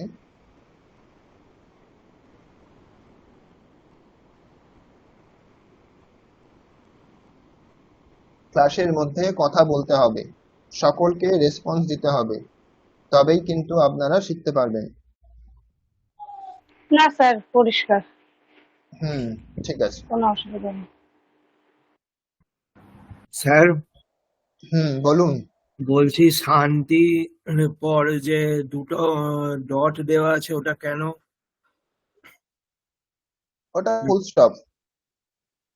আচ্ছা, মানে অন্য কোনো শব্দে নেই, শুধু শান্তির পর দুটো করে ডট দেওয়া আছে 3 বার। হ্যাঁ স্যার, ডট। বিসর্গ দেওয়া, বিসর্গ। আচ্ছা, বিসর্গ, বিসর্গ। হ্যাঁ বিসর্গ। বিসর্গ। ওটা কারণ কি বিসর্গ দেওয়ার? বিসর্গ ওটা আমরা যখন পড়বো আমরা বুঝতে পারবো। ঠিক আছে? আচ্ছা আচ্ছা। আমাদের যে সমস্ত ইংলিশে যদি আমরা দেখি, বিভিন্ন রকমের একই শব্দের বিভিন্ন রকম রূপ হয়ে যায়, তাই না? একই শব্দের আমরা কখনো এস যোগ করি, কখনো ইএস যোগ করি, কখনো ইডি যোগ করি, তাই তো? অথবা রূপটাই পাল্টে গেল। হ্যাঁ। সেই রকম সংস্কৃতের ক্ষেত্রেও ওই রকম হয়। তাহলে শান্তি এটুকু শব্দ তো নয়, না, এই শব্দটার পরিবর্তন হতে পারে, কখনো শান্তিহি হবে, কখনো শান্তেহে হবে, কখনো আরো অন্য কিছু হতে পারে, শান্তায়াহা হতে পারে। ঠিক আছে? নানা রকম রূপ হতে পারে। যেরকম বাংলাতেও আমরা দেখি যে শান্তিতে পড়াশোনা করছি, শান্তিতে পড়াশোনা করছে, এরকম বলি তো, তাহলে তে যোগ হয়ে গেল। সেই রকম এখানেও বিসর্গ হয়েছে কোনো কারণে। সেটা আমরা কি কারণে হয়েছে আমরা যখন আস্তে আস্তে পড়বো, জানবো, আমরা বুঝতে পারবো। সৌহার্দ্য বোঝা গেছে?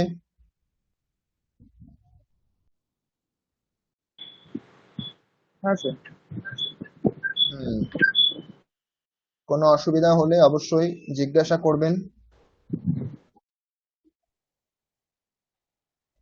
বাকিদের কোনো প্রশ্ন না থাকলে আমরা এগিয়ে যাব। এখানে সংস্কৃত শেখার বলো। স্যার বলছিলাম যে বিদিশা বহে এই শব্দটার মানে কি একটু বলবেন? হ্যাঁ, বিদ্বিষা বহে কি ছিল? বিদ্বিষা বহে, এটার অর্থ হচ্ছে বিদ্বেষ করা। তো তার আগে মা বলা আছে, মা শব্দের অর্থ এখানে হচ্ছে না, মানে না। বাংলাতে না, সংস্কৃতে যদি আমরা অন্য শব্দ বলি তাহলে হবে না। তাহলে না বিদ্বেষা বহে মানে আমরা যেন হিংসে না করি, পরস্পরের প্রতি আমরা যেন বিদ্বেষ না করি। ঠিক আছে? বোঝা গেছে? হ্যাঁ স্যার।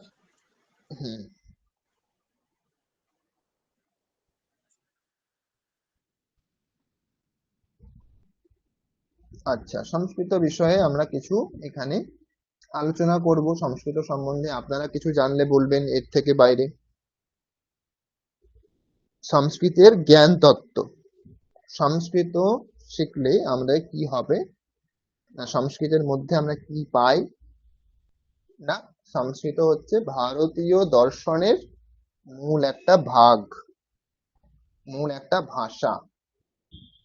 সংস্কৃত ভাষা যদি আমরা না জানি তাহলে ভারতীয় যত দর্শন আছে, আপনি ভাবুন আপনারা যে ভারতে কি কি দর্শন আছে আজ পর্যন্ত, আপনাদের এত তো ভাষা আছে, সমস্ত ভাষা আছে, ভারতীয় যত ভাষা আছে সব ভাষাতে ভাবুন যে দর্শন কি আছে। সেই ভাষা থেকে কি দর্শন এসেছে? সেই ভাষাতে কি নতুন কোনো দর্শন এসছে, নাকি সংস্কৃতকে আশ্রয় করেই সেই দর্শন চলছে? এরকম একটি দর্শনের নাম বলুন, ভারতীয় দর্শন, যেটা সংস্কৃতকে ছাড়া। আপনাদের জানা আছে কিছু? নেই স্যার। নেই স্যার, নটা মনে হয় দর্শন আছে, সবাই সংস্কৃত বেস্ট দর্শনই আছে। একদম। তারপরে আর কোনো দর্শন এসছে? না, ভারতে কোনো তো যেটা বর্তমানে? হুম। ওয়েস্টার্ন ফিলসফি গুলো আছে, বাট ইন্ডিয়াতে তো নটা দর্শন যেটা আমি পড়েছি, ওর মধ্যে সব বেস্টটা হলো সংস্কৃত। ঠিক।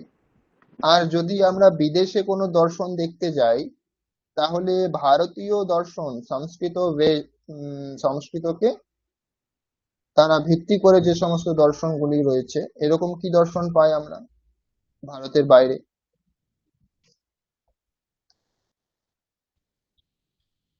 ভারতের বাইরে কিন্তু সংস্কৃতকে আধার করেই যে সমস্ত দর্শন রয়েছে, কি আছে এরকম?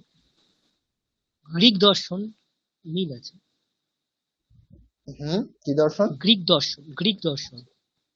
আচ্ছা, গ্রিক দর্শন। সেখানে দর্শনের নামই গ্রিক দর্শন? না স্যার, সেই নামটা আমি বলতে পারবো না, কিন্তু আচ্ছা। যখন লেখা হয়েছিল দুটো যদি আমরা দেখি, মাইথোলজিটা, হুম, গ্রিক মাইথোলজি এবং আমাদের ইন্ডিয়ান মাইথোলজি সেম, ঠিক। মোর অলওয়েজ সেম। ওদের থর আছে, ওদের বরুণ দেবতা, বৃষ্টির দেবতা আছে, অগ্নি হুম, দেবতা আছে, আমাদেরও আছে। বাট দেখা ঠিক। গেলে দুজন অনেক দূরে থাকলেও কোথাও একটা পুরো মিল আছে। কে একদম কার কাছ একদম। থেকে নিয়েছে সেটা বলতে পারছি না, কিন্তু দুজনের মিল আছে। ঠিক ঠিক ঠিক ঠিক। তাহলে গ্রিক এবং আমাদের যে ভারতীয় দর্শন রয়েছে তাদের মধ্যে অনেক মিল আছে। যে সমস্ত দেবতাদের কথা আমাদের বেদে ইত্যাদিতে বলা হয়, সে সমস্ত দেবতা গ্রিক লিটারেচার মধ্যেও পাওয়া যায়। তো সেই জন্য এখানে বোঝা মুশকিল যে কে কার কাছ থেকে নিয়েছে। ঠিক, খুব একটা ভালো বিষয় বললেন। এগুলি আমরা খুব কম বেশি আমরা সকলেই একটু একটু করে জানি, সেই জন্য শেয়ার করলে খুব ভালো লাগবে। ওজানি ব্যানার্জি, বলুন। স্যার আমার মনে হয় যে আমাদের বেদে যে একটা ফিলোসফিক্যাল অ্যাসপেক্ট আছে, যেটা আপনি এক্ষুনি উপনিষদ থেকে মন্ত্র দিয়ে শুরু করলেন, সেখানে হুম ঠিক কোনো একজন দেবতার উপর ভিত্তি করে না, একটা তার থেকে এগিয়ে গিয়েও আরো একটা দর্শন আছে। সেই জিনিসটা আর কোথাও ঠিক অন্তত ওই সময়ের কোনো চিন্তায় ছিল না। আর অন্তত যেটা গ্রিক দর্শনের কথা বললেন, ওখানে এরকম কিছু ছিল না। উল্টে প্লেটো বলছিলেন যে এরকম একজন ভগবান হওয়া উচিত যার আলাদা আলাদা কোনো রূপ হুম থাকবে না। তো সেটা আমরা বলতে পারি যে অনেক দিক থেকে যেটা মনোথিস্টিক কালচারগুলো পরে এসছে সেটার সাথে মিলে। কিন্তু আমাদের যেরকমভাবে দুটো একসাথে আছে, সেই জিনিসটা প্রায় আর কোথাও নেই, প্রায় কেন আর কোথাও নেই। সুতরাং এটা একদম ইউনিক। এটা আমার একটা কথা মনে হয়। আরেকটা কথা মনে হয় স্যার যে ঠিক। আমেরিকান ট্রান্সেন্ডেন্টালিজম যেটা ছিল, ওইটা অনেকটা গীতা ইত্যাদি থেকে ইনফ্লুয়েন্স ছিল, এমারসন ইত্যাদিরা। একটু একটু জোরে বলুন। এমারসন ইত্যাদিরা যে আমেরিকান ট্রান্সেন্ডেন্টালিজম ছিল, ওটা গীতার দ্বারা ইনফ্লুয়েন্স ছিল এবং ওদের কবিতাতেও ডাইরেক্টলি প্রায় রেফারেন্স আসে। হুম আচ্ছা, ঠিক। তাহলে যে আমরা দেখতে পাই বেদ বা উপনিষদের মধ্যে যে এক ঈশ্বরবাদ, এবং এক ঈশ্বরবাদ শুধু নয়, এক ঈশ্বর যে নানা রকম শরীর ইত্যাদি নিয়েই হতে হবে এই রকম নয়। আমরা যেরকম ভাবি যে আমরা মানুষ, তাহলে মানুষের মতোই দেবতা হবে, ঈশ্বর হবেন, এই রকম ধারণার বাইরেও উপনিষদে আছে, তাই না? নিরাকার ব্রহ্ম আমরা বলি, সাকার ব্রহ্ম, নিরাকার ব্রহ্ম। সাকার হলেও সেটা সে খুব বিশাল ব্রহ্ম, যার বিভিন্ন অংশের মধ্যে এই ব্রহ্মাণ্ড রয়েছে, ব্রহ্মাণ্ড তারই অংশ। তাহলে কি বিশাল সেই ঈশ্বর! যদি আমরা সাকার ধরি। আর নিরাকার ব্রহ্ম মানে যা কিছু আমরা দেখতে পাচ্ছি এই সমস্ত কিছু যেন কিছুই নয়। নিরাকার বলতে কোনো আকারই যার নেই, এক রূপ, একই রকম যার আকার। আকার তখনই হয় যখন আমরা পার্থক্য করতে পারি, এটা এরকম নয়, এটা বাঁকা নয়, এটা সোজা, এটা সোজা নয়, এটা বাঁকা। এটাকে আমরা বলি আকার, সাকার, নিরাকার। নিরাকার যখন আমরা বলি তখন কিন্তু এরকম কোনো আকার নেই যার। তো সেই রকম ঈশ্বরের কথাও এখানে বলা হয়েছে। যেমন একটা শক্তি আছে যেটাকে আমরা কিন্তু কোনো রকম ভাবেই কোনো সীমার মধ্যেই আনতে পারি না, সমস্ত চিন্তার বাইরে। যখন চিন্তা, আমার চিন্তা যখন কোনো সীমাতে থাকবে না, আমি যখন কোনো সীমাতে থাকবো না, তখন সেই যে তখন সেটা নিরাকার হয়ে যাবে। যতদিন পর্যন্ত আমরা সীমাতে ধারণাকে রাখছি, আমাদের ধারণা, আমাদের চিন্তা ভাবনা, ততদিন কিন্তু আমরা সাকার ঈশ্বরকেই মানছি বা অনুভব করতে পারছি বা চেষ্টা করছি। নিরাকার বলতে যখন কোনো সীমাই নেই, কোনো ক্ষেত্রেই সীমা নেই, এই বস্তু এই বস্তুর থেকে আলাদা এরকম সীমা নেই, আবার কালের দিক থেকেও কোনো সীমা নেই, আজকে আছে কালকে থাকবে না, বা কাল পর্যন্ত ছিল আজকে নেই, এরকম নয়। যেটা প্রতিদিন আছে বা প্রতিদিন দিয়েও যেটাকে ভাগ করা যায় না, প্রতিদিন মানে তো ভাগ হয়ে গেল, সেরকম ভাবেও যেটা ভাগ করা যায় না, এরকম ভাবে সমস্ত সীমা, দিন হোক মানে কাল হোক বা বস্তু হোক বা আর যাই কিছু হোক না কেন, স্থান হোক, এই স্থানে আছে ওই স্থানে নেই, এরকমও ঈশ্বর নেই। ঈশ্বর হচ্ছে সমস্ত স্থান জুড়ে আছে। তো সেটাকে আমরা বলবো যে নিরতিশয়, নিরাকার। তো এরকমও একটা আমরা দর্শন পাচ্ছি। তারপরে আত্মা, সেটাকে বলা হয়েছে আবার কি, যে আত্মা। আমরা যে ঈশ্বর বাইরে খুঁজে বেড়াই, সবসময় আমাদের চিন্তা কি, ঈশ্বর বাইরেই হতে পারে, আমার থেকে ঈশ্বর ভিন্নই হতে পারে। কখনোই আমরা এইরকম ভাবি না যে আমি ঈশ্বর। এটা একমাত্র আমাদের উপনিষদেই আছে, সেটা আমরা এখান থেকেই জানতে পারি, প্রথমত এখান থেকেই জানতে পারি, তারপরে অন্যান্য আমরা জায়গাতে পেতে পারি, কিন্তু উপনিষদ থেকে আমরা প্রথম জানতে পারি যে আমাদের ভেতরে ঈশ্বর আছে। এটা তো আমরা কখনো কখনো মেনে নিই, কখনো কখনো ভাবি, কিন্তু আমি যে ঈশ্বর, আমাদের ভেতরে ঈশ্বর আছে এরকমও নয়। এর থেকেও আরো গভীরে গিয়ে বলছে যে আমি ঈশ্বর, আত্মাই হচ্ছে ঈশ্বর, এরকম একটা তত্ত্ব কিন্তু আমরা এখান থেকে পাই। তো এরকম ফিলোসফিক্যাল রিচ রয়েছে এখানে। তারপরে ভাষাগত দিক থেকে যদি দেখি, ভাষা, সংস্কৃত ভাষা, দর্শন বিষয়টা আমরা দেখলাম। এবার সংস্কৃত ভাষা, আপনারা অনেকেই বললেন যে সংস্কৃত ভাষা, ব্যাকরণ ইত্যাদি বিষয় নিয়ে আপনারাও বলেছেন। তো আপনাদের আরো কিছু যদি শেয়ার করার থাকে আপনারা বলতে পারেন ভাষা তত্ত্ব বা ব্যাকরণের বিষয়ে। স্যার, হুম, বলুন। একটা বিষয় যেটা আমরা দেখি যে অন্যান্য ভাষাতে উচ্চারণ এবং লেখ্য ভাষা মানে কথ্য ভাষা আর লেখ্য ভাষার মধ্যে অনেক সময় পার্থক্য দেখা যায়, একদম ঠিক। বাংলাতে, ইংলিশে, সবকিছুতে। কিন্তু আমার যেটা মনে হয় বা আমি যেটুকু শুনেছি যে একমাত্র সংস্কৃত ভাষাতেই ঠিক যেমন উচ্চারণ, তার লেখ্য রূপটাও ঠিক তেমন, মানে যাকে বলে ঠিক। Perfect language. তো একমাত্র ভাষা হচ্ছে পৃথিবীর মধ্যে পারফেক্ট ল্যাঙ্গুয়েজ হচ্ছে সংস্কৃত, যার উচ্চারণ এবং লেখ্য রূপ দুটো একদম সমান। দুটোই একই, এবং ঠিক। হ্যাঁ, যেটা আমরা জন্য শুনি যে যে যে স্বরবর্ণ এবং ব্যঞ্জন, বিশেষ করে স্বরবর্ণের যে উৎপত্তি, সেক্ষেত্রে আমরা দেখি যে আমাদের যে শরীরের যে স্বাভাবিক আমাদের এই যে স্বর যন্ত্র বা কণ্ঠ, যে ভয়েস বক্স, সেগুলো থেকে যে স্বাভাবিক একটা, আমরা মানুষ যদি আমরা ধরি যে আমাদের মানুষের উদ্ভবের বা আমাদের যে ইভলিউশনের পরে যখন মানুষ সভ্য সমাজে আসার পরে তার যে উচ্চারণের যে ধরন এবং তাদের ভেতর থেকে স্পন্টেনিয়াসলি যে ভাষাটা যেভাবে উঠে এসেছে, মানে একদম গভীর থেকে, ঠিক সেই ভাষার সাউন্ড যেভাবে বেরিয়ে আসছে সেখান থেকেই এর উৎপত্তি। মানে আলাদা করে কল্পনা করে কেউ লিখেছে তা না, মানে সেই জন্য বলা হয় যে এটা আমাদের এই বর্ণমালাটা যেন মানে ঈশ্বর থেকে, প্রকৃতি থেকে এসেছে বা সেই পরম ব্রহ্ম থেকে এই ভাষাটা এসেছে। আমার মনে হয় যে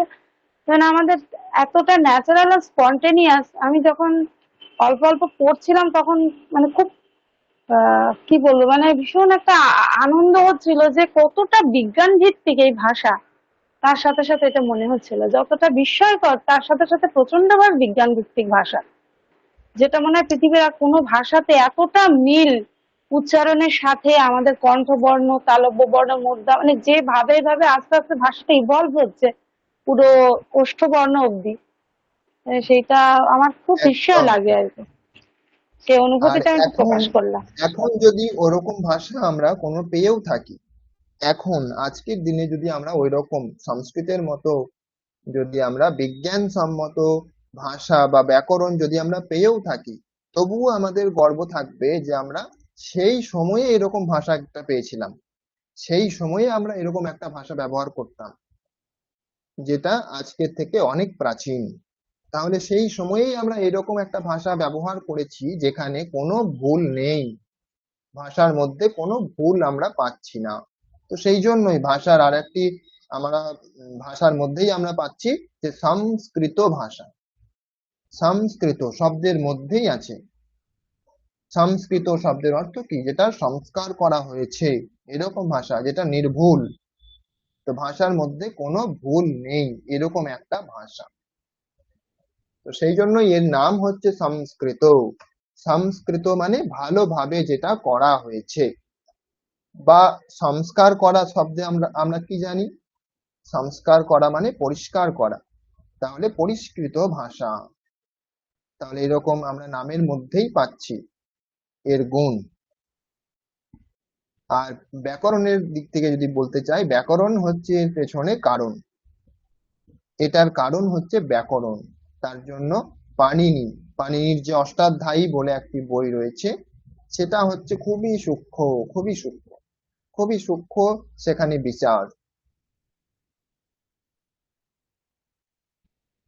ভাষা বিজ্ঞান, কম্পিউটার ল্যাঙ্গুয়েজ, এআই গবেষণা, এগুলি বিষয়ে কেউ বলতে চান কিছু? ভাষা বিজ্ঞান, কম্পিউটার ল্যাঙ্গুয়েজ, এআই গবেষণা, এগুলি সম্বন্ধে কেউ কিছু বলবেন?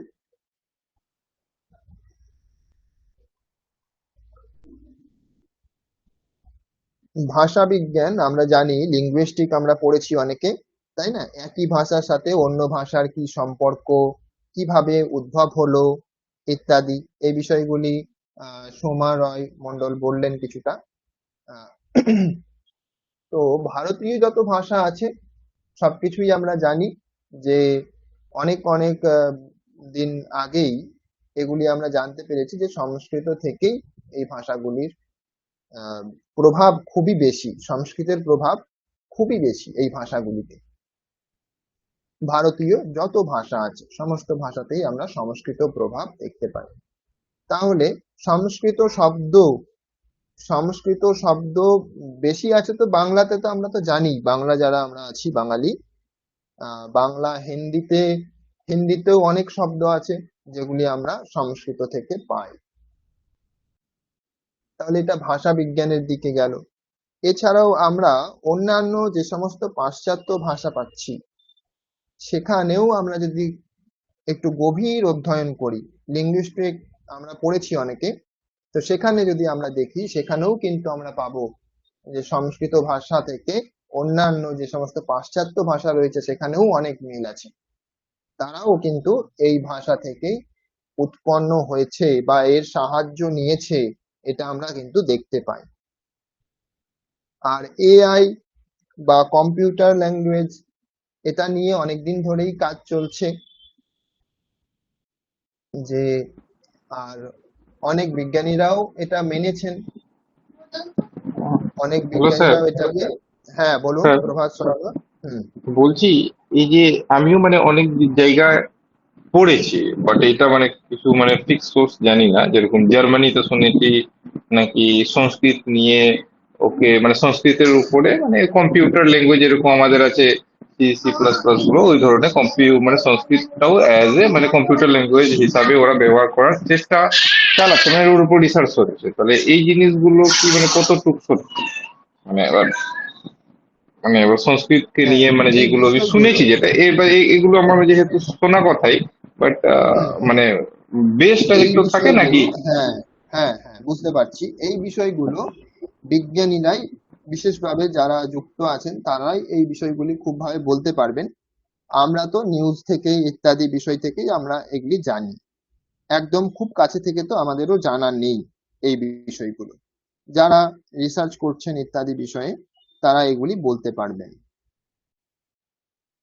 আমরা নিউজ থেকে জানতে পেরেছি যে এরকম বিভিন্ন সময় নিউজ আছে যে ইত্যাদি জার্মানি বা ইত্যাদি থেকে যে কম্পিউটারের ল্যাঙ্গুয়েজ হতে পারে, সেই সম্ভাবনা তারা কিন্তু দেখছে। এবং এটা যদি সম্ভব হয় তাহলে এটা কিন্তু সব থেকে উপযোগী হবে, এরকম তারা কিন্তু ভাবছে। কারণ এখানে ব্যাকরণ এতটা নিখুঁত, এতটা নিখুঁত যে কোনো জায়গাতে ভুল ধরার কোনো উপায় নেই। কিন্তু তারা এখনো পর্যন্ত সেটা পারেনি, চেষ্টা চালানো হচ্ছে। সৃঞ্জয় ঘোষ বলুন।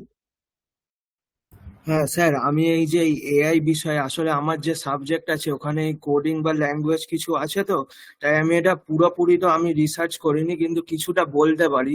মানে ব্যাপারটা হচ্ছে যে ধরুন যে কোনো হুম হুম, ল্যাঙ্গুয়েজে, অবশ্যই শেয়ার করুন, আপনার শুনতে চাই। হ্যাঁ যেমন ধরুন যে কোনো ল্যাঙ্গুয়েজ, ইংলিশে অনেকগুলো ওয়ার্ড পুরো সিনোনিমাস হয়ে যায়, মানে একই রকম শব্দের মানে হয় দুটো শব্দ, কিন্তু সংস্কৃতে যে প্রত্যেকটা শব্দ এটার একটা মানে পারফেক্ট ডিস্টিংগুইশ একটা স্টাইল আছে, যেটা কিনা এই মেশিন ল্যাঙ্গুয়েজ বা কম্পিউটার প্রোগ্রামিং এর ক্ষেত্রে খুব মানে একটা আলাদা রকমের দিগন্ত সৃষ্টি করতে পারে। আর তাছাড়া আরেকটা যেটা সংস্কৃতের খুব একটা ভালো দিক আছে, সেটা হচ্ছে এই যে অনেক বড় জিনিসকে সংস্কৃতে খুব ছোট করে লেখা যায়।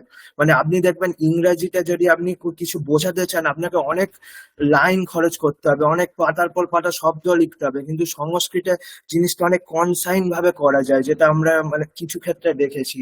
যেমন দেখবেন গীতা বা এই ধরনের শ্লোকে আমি দেখেছি মাত্র 2 লাইনে প্রায় 10 লাইনের সমান অর্থ আপনার বোঝানো যেতে পারে। তো এইগুলো একটা খুব মানে পারফেক্ট ব্যাপার একটা ল্যাঙ্গুয়েজ হিসেবে, যেটা আমি লক্ষ্য করেছি স্যার।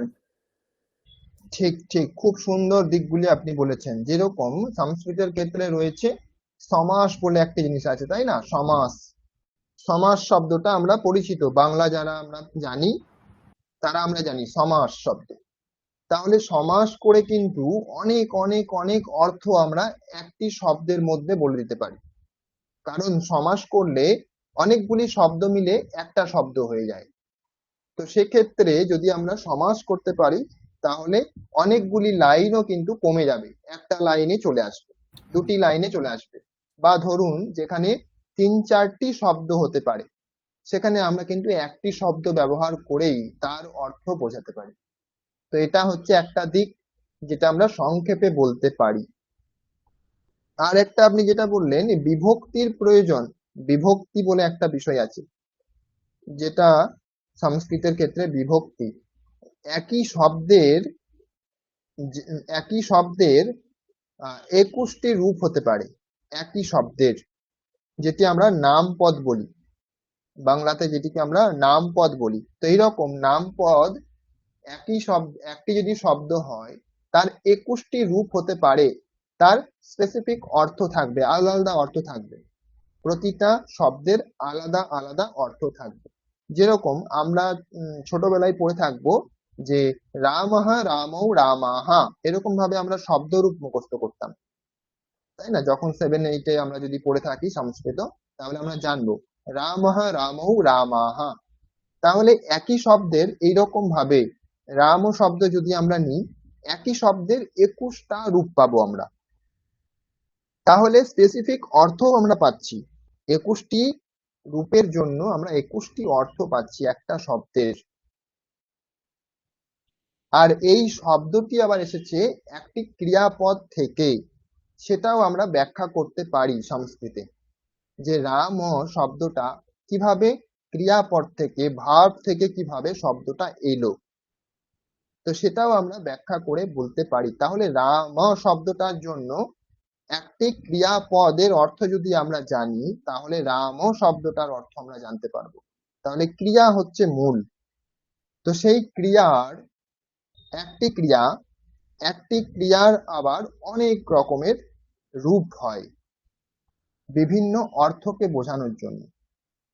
একটি ক্রিয়া কিন্তু তার 4টি 5টি রূপ নয়, তার অনেক রূপ হয়।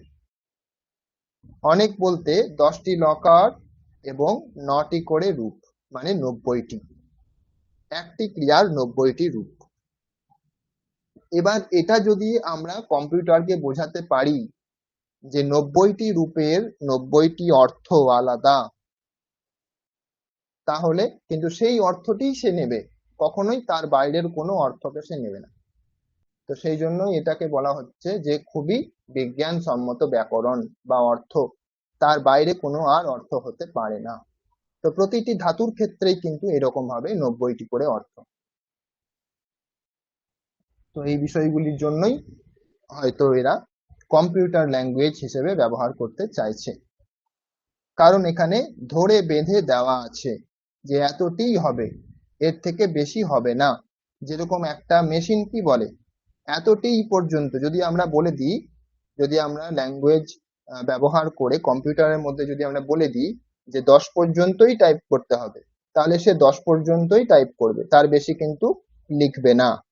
সেরকমই সংস্কৃতের ক্ষেত্রেও তার 90টিই অর্থ হবে, তার থেকে বেশি হবে না, এরকম ভাবে প্রতিটার জন্য বলে দেওয়া আছে। তো সেই জন্য হতে পারে। আরো অন্যান্য দিকগুলিও আছে। ঠিক আছে, আমি একটু 1 মিনিটের ব্রেক নিচ্ছি।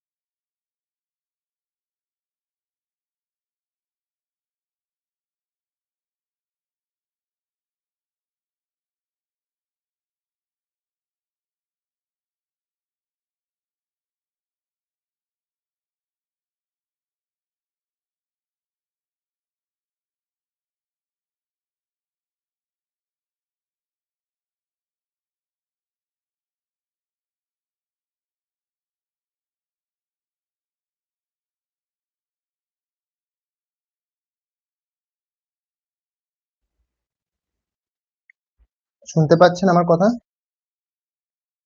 হ্যাঁ স্যার, শুনতে হ্যাঁ পাচ্ছি। হ্যাঁ স্যার, শুনতে পাচ্ছি।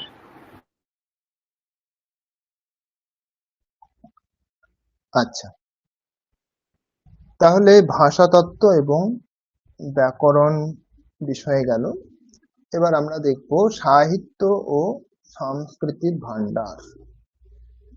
সংস্কৃত ভাষা মানে আমরা জানি বিভিন্ন কাব্য, মানে সংস্কৃত ভাষা এতটা প্রাচীন এবং সেই কারণেই সংস্কৃত ভাষা খুব বিস্তৃতও হয়ে পড়েছে।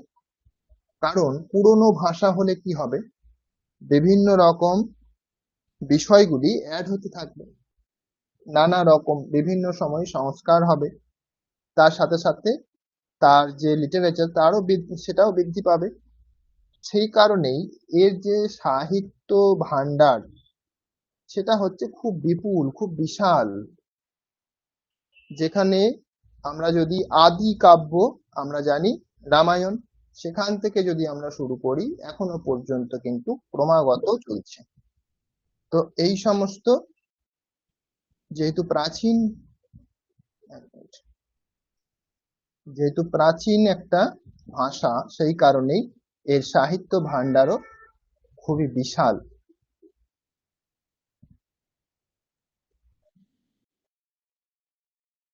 যেরকম আপনারা জানেন রামায়ণ মহাভারত জানেন, শকুন্তলা অনেকে শুনে থাকবেন, মেঘদূতও আপনারা জানেন, নীতিশাস্ত্র যেরকম চাণক্য নীতি ইত্যাদি রয়েছে এটাও আপনারা জানেন, আরো অন্যান্য অনেক কিছু যেগুলি সব ভাষাতেই প্রসিদ্ধ। সংস্কৃত ভাষার সাহিত্য হলেও এগুলি সব ভাষাতেই প্রসিদ্ধ। চাণক্য নীতি বলুন, মেঘদূত বলুন, রামায়ণ বলুন, মহাভারত বলুন, শকুন্তলা বলুন, এটা কোন ভাষাতে নেই আপনি দেখাতে পারবেন না এমন ভাষা যেই ভাষাতে নেই। তাহলে এগুলি হচ্ছে প্রসিদ্ধ সাহিত্য। আর অলংকার, ছন্দ, রসতত্ত্ব এগুলিও খুব সূক্ষ্ম বিষয়। সাহিত্য কেমন হবে ইত্যাদি বিষয়ে যে সমস্ত শাস্ত্র রচনা হয়েছে, যেরকম অলংকার শাস্ত্র, ছন্দ শাস্ত্র বা রস বিষয়ের যে সমস্ত শাস্ত্র বা নাটক বিষয়ের শাস্ত্র, এরকম অনেক রকমের শাস্ত্র রয়েছে আলাদা আলাদা ভাবে ভাগ করে দেওয়া। তো অন্যান্য ভাষাতেও যখন আমরা কোনো ছন্দ বিষয়ে যদি কোনো কথা বলতে যাই অন্য ভাষাতে, তো সেক্ষেত্রে যদি আমরা সংস্কৃত থেকে কিছু দেখি, সংস্কৃত ভাষা থেকে, তাহলে অনেক ধারণা পাবো যে ছন্দ বিষয়টা কি। আমরা কবিতা বলতে বাংলাতে কি জানি, যে শেষের অক্ষর মিলে গেলেই কবিতা, কিন্তু সংস্কৃতের ক্ষেত্রে কিন্তু নানা রকমের কবিতা হতে পারে। কত রকমের কবিতা হতে পারে তার জন্য আপনাকে ছন্দ শাস্ত্র পড়তে হবে। ছন্দ শাস্ত্রে গিয়ে আপনি দেখবেন কত রকমের কবিতা হতে পারে। সেই কবিতার মধ্যে রস তত্ত্ব মানে কি কি রকমের হতে পারে, আপনার বচন শৈলী সেটা হচ্ছে অলংকার, অলংকারের মধ্যে আসবে। আর তার বিষয়ে যে গভীর অর্থ সেটা আসবে রসতত্ত্বের মধ্যে। তো এইরকম ভাবে বিভিন্ন ভাগ করে দেওয়া আছে সাহিত্যের ভান্ডার। এরপরে আমরা আরো কিছু বিষয় দেখব, যে বহুভাষিক দক্ষতা আর অনুবাদে সহায়ক। সংস্কৃত জানলে আমরা অন্যান্য ভারতীয় ভাষাগুলি জানতে পারবো, তাহলে সেখান থেকে আমরা বুঝতে পারবো যে এই ভাষাই হচ্ছে আমাদের শিকড় বা মূল। এটি অনুবাদ, তুলনামূলক ভাষা চর্চা ও সাহিত্য বিশ্লেষণে সহায়ক। অন্যান্য সাহিত্যের সাথে আমরা বিশ্লেষণ করতে পারবো, কম্পেয়ার করতে পারবো। অনুবাদ বলতে এই ভাষা যদি জানি তাহলে অন্যান্য ভাষা শেখা বা অন্যান্য ভাষা থেকে অনুবাদ করা সহজ হবে। তো এগুলিও আমাদের উদ্দেশ্য হতে পারে সংস্কৃত পড়ার। আর আধুনিক প্রযুক্তি যেরকম এআই বলা হয়েছে বিষয়টা, এখানে এই বিষয়টা প্রায় একই রকমই আছে। এছাড়াও আমরা আর কি জন্য সংস্কৃত পড়তে পারি, হ্যাঁ এটা আপনারা অনেকেই বলেছেন আজকে, আপনাদের যখন উদ্দেশ্য জিজ্ঞাসা করা হয়েছে আপনারা বলেছেন যে সংস্কৃত শেখা মানে নিজের ঐতিহ্য, শিকড় বা সাংস্কৃতিক পরিচয়ের সাথে সংযোগ স্থাপন। আপনারা গীতা পড়তে চাইছেন, মানে আপনাদের যে সাংস্কৃতিক যে পরম্পরা সেটাকে আপনারা জানতে চাইছেন। যে গীতার মধ্যে কি আছে সেটা তো অনুবাদ পড়েছি, কিন্তু মূল যে অর্থ সেটা আমি জানতে চাই। তো এখানে বৌদ্ধিক বিষয় আছে, বুদ্ধির বিষয়, আর বিভিন্ন বাইরেও সংস্কৃত নিয়ে চর্চা হচ্ছে। যেরকম কিছুদিন আগেই আহ আমাকে একজন মেল করেছিলেন, কন্ট্যাক্ট করেছিলেন, যে তিনি ভারতীয় কিন্তু বাইরে থাকেন, কিন্তু তার সংস্কৃত সেখানে কিন্তু কাজে লাগছে। তিনি একজন ইঞ্জিনিয়ার, ইঞ্জিনিয়ারিং প্রফেসর। তিনি কন্ট্যাক্ট করেছিলেন যে তিনি আমেরিকাতে থাকছেন, তার কিন্তু সংস্কৃত এখন জানা দরকার। তো সেই রকম বাইরেও কিন্তু সংস্কৃতের চাহিদা রয়েছে। আপনি যদি ভারত থেকে সংস্কৃত জেনে না জেনে যদি আপনি বাইরে যান, তখন আপনাকে বাইরে থেকেও কিন্তু সংস্কৃত জানতে হবে, এরকমও পরিস্থিতি আছে। তারপর সংস্কৃত নিয়ে যারা পড়াশোনা করছে তাদের জন্য গবেষণা রয়েছে, উচ্চশিক্ষা। যেরকম আহ বিভিন্ন আর্কাইভ বলতে এখানে যে সমস্ত পুরনো পুঁথি গ্রন্থ ইত্যাদি রয়েছে সেগুলিকে সংরক্ষণ করা। সেগুলি সংরক্ষণ কিভাবে হবে? শুধুমাত্র ছবি তুলে রাখলে তো সংরক্ষণ হবে না, তাই না? সংস্কৃত বিষয়টাকে যদি না জানে কেউ, তাহলে সেই বিষয়ের সংরক্ষণ হলো না। তো সেই জন্য সেখানে বুদ্ধি দরকার, সংস্কৃতকে জানা দরকার। সংস্কৃত জেনে সেটাকে অনুবাদ করে বা কোনো রকম ভাবে অন্য ভাষাতে এনে সেটাকে রাখতে হবে, তার জন্য সংস্কৃত জানা দরকার। আর্কাইভিং মানে শুধুমাত্র তো ছবি তুলে রাখা নয়। ছবি তুলে রাখা রয়েই যাবে বছরের পর বছর, কিন্তু সেটা যদি কেউ পড়তে না জানে তাহলে কিভাবে হবে? আজকে যে আমরা বিভিন্ন লিপি সম্বন্ধে, আমরা অনেক প্রাচীন লিপি সম্বন্ধে আমরা উদ্ধারই করতে পারছি না আজকের দিনে দাঁড়িয়ে আমরা এরকম কত কত লিপি রয়ে গেছে যেগুলি আমরা আজকে আর পড়তে পারছি না। তো তার মধ্যে কি লেখা আছে আমরা জানি না। তো সেই রকমই যদি আমরা সংস্কৃত পড়ি, তো সংস্কৃতেও এরকম অনেক কিছু রয়েছে যেগুলি আমরা এখনো জানি না। এরকমও অনেক কিছু পাওয়া যাচ্ছে। বলুন। এইটাও এটাও স্যার এটাও একটা মূল কারণ আমার মানে শেখারটা, যেহেতু দেখছি কি সংস্কৃতের মানে যে শেখাটা মানে অনেক কমে গেছে মানে আমাদের মানে দেশের থেকে। তো যেরকম যে জিনিসটা ব্যবহার না হলে ওটা বিলুপ্ত হয়ে যায়। তো এইটা একটা মানে আছেই, এই যে যেটা আমি শুনেছি মানে কয়েকটা গ্রামই আছে, মানে সব জায়গাতে নেই, মানে সাউথে কোনো একটা গ্রাম আছে যেখানে সংস্কৃতটাকে ধরে রেখেছে, যে কোনো এমপি তে কোনো একটা বিষয়কে গ্রাম আছে। হ্যাঁ। যে কোনো তো বিষয়কে দেখুন, যদি উৎসাহ দেওয়া না হয় তাহলে সেই বিষয়টা আস্তে আস্তে তো হারিয়ে যাবেই, সেটাই। তাই না?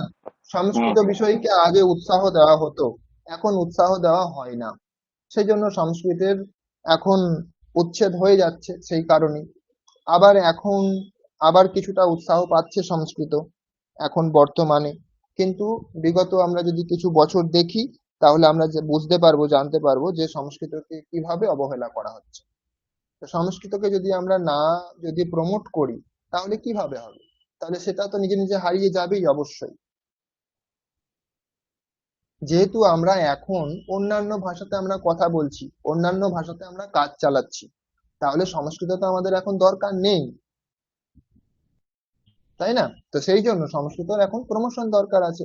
যদি প্রমোট করা হয় সংস্কৃতকে, তাহলে সংস্কৃতের মধ্যে যে রত্ন আছে সেটা বেরিয়ে আসবে। মানে ওর জন্য শেখাটা সব থেকে বেশি দরকার, আগে শিখলেই তো একদম, প্রমোটটা করতে পারবো। অবশ্যই হ্যাঁ, অবশ্যই। এবার হ্যাঁ, শিক্ষার যেটা জন্য আছে আমি শুধু শেয়ার করে দিলে তো বোঝা যাবে না, শিখতে হবে জিনিসটাকে। একদম একদম।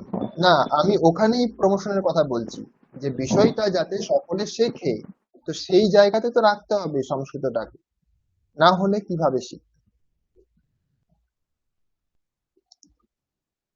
একটা ভাষাতে যদি আপনার কোনো লাভ যদি না দেখানো হয়, তাহলে সেই ভাষা কেন শিখবে মানুষ? তো সেই জন্য এই এর যে মানে এর যে লাভ সেটাও মানুষকে বোঝাতে হবে।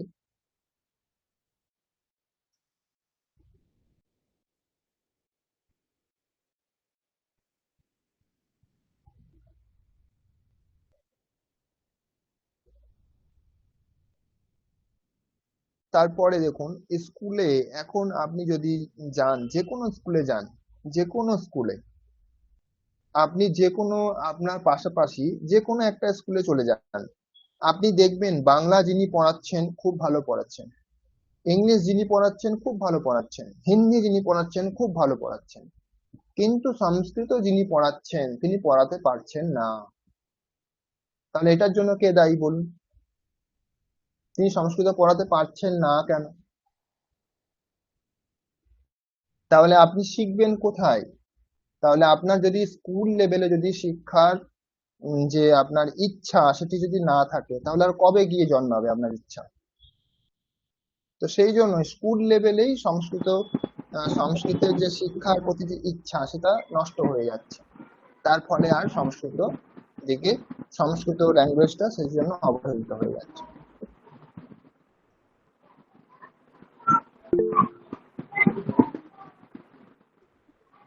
বলুন উজানি ব্যানার্জি। হ্যাঁ, আমাদের স্কুলে এরকম কোনো অপশনই ছিল না যে থার্ড ল্যাঙ্গুয়েজ যেটা ছিল ওটা হয় হিন্দি ছিল, আর অনেক সময় আমি এরকমও দেখেছি ভারতীয় ভাষা ছাড়া অন্য ভাষা অফার করা হয় কিন্তু সংস্কৃত অফার করা হয়। অন্তত আমাদের বোর্ডে এটা আমি খুব লক্ষ্য করে দেখেছি। সেটা সমস্যা। প্রভাত শর্মা মিউট করে নেবেন। হ্যাঁ বলুন, কি বললেন আরেকবার? হ্যাঁ, তো যেহেতু আমাদের বোর্ডে অন্তত ওরকম অফারই করা হতো না, বেশিরভাগ স্কুলে আমি আমাদের বোর্ডে দেখেছি অফারই করা হয় না থার্ড ল্যাঙ্গুয়েজ হিসেবে, তো আমরা হিন্দি বা অন্য কোনো ভাষা শিখি। তো সেটার জন্য যদি বাচ্চাদের কাছে অপশনটাই না থাকে তাহলে তারা সেই অপশনটা নেবে কি করে? আর এই যে এখন আমি এটা করছি এটা তো সবার পক্ষে সম্ভবও হয় না, তো স্কুল লেভেলে থাকলে সত্যিই অনেকটাই সুবিধা হতো। ঠিক ঠিক ঠিক তাহলে এটা একটা প্রবলেম, স্কুল লেভেলে সংস্কৃত থাকে না। তো স্কুল লেভেলে যদি এটাকে বলা হয়, কম্পালসারি যদি করে দেওয়া হয় যে সংস্কৃত একটা পড়তেই হবে, আমরা ভারতীয়, আমরা যদি সংস্কৃত না পড়ি আজকে, তাহলে অন্য দেশই পড়বে সংস্কৃত, এটাই তো স্বাভাবিক। কারণ সংস্কৃত পড়ে গবেষণা করে মানুষ এত কিছু পাচ্ছে, বিদেশিরা এত কিছু পাচ্ছে, যেটা আমরা আমাদের নিজস্ব ভাষা হয়েও আমরা খুঁজে পাচ্ছি না। আমাদেরকে সংস্কৃত বিষয়ে কোনো কিছু জানতে হলে সেটা বিদেশিদের মুখের দিকে তাকিয়ে অপেক্ষা করতে হয়। কেন? কারণ আমরা সংস্কৃত ভাষাকে কি করেছি না বাদ দিয়ে দিয়েছি, স্কুল থেকে বাদ দিয়ে দিয়েছি, কম্পালসারি হিসেবে আমরা রাখিনি। তোমার ইচ্ছা হলে পড়ো, ইচ্ছা না হলে না পড়ো। তাহলে যদি এরকম ভাবে যদি একটি ভাষাকে ফেলে রাখা হয় তাহলে কে পড়বে সেই ভাষা? যখন কম্পালসারি করা হবে তখনই তো সবাই পড়বে। ভালো বিষয় প্রথমেই তো সকলে তো এরকম ভাবে তো গ্রহণ করে না। তো সেই জন্য সেই ক্ষেত্রে প্রমোটের দরকার আছে যে এই ভাষাটিকে অবশ্যই পড়তে হবে। এরকম ভাবে কম্পালসারি যখন করা হবে তখনই এই ভাষা আবার আগের মতো তার যে গুণবত্তা আছে সেটা প্রকাশ করতে পারবে। এর মধ্যে কি কি আছে সেটা আমরা আবার ভুলে গেছি। তো সেই জন্য জানার জন্য আমাদেরকে অবশ্যই সংস্কৃত পড়তে হবে যে এর মধ্যে কি কি আরো লুকিয়ে আছে। আধুনিক কালে আমরা অন্যান্য বিষয়ে যে সমস্ত চর্চা করছি সেগুলি আমরা করব, সেগুলিকে বাদ দিতে বলছি না, কিন্তু সংস্কৃত যদি আমরা জানি তাহলে আমরা আমাদের যে পরম্পরা সেটাকেও জানবো, আমাদের মধ্যে কি আছে সেটাও জানবো, তারপরে আমরা যেটা করছি সেটা তো করবো, অবশ্যই করবো, কেন করবো না?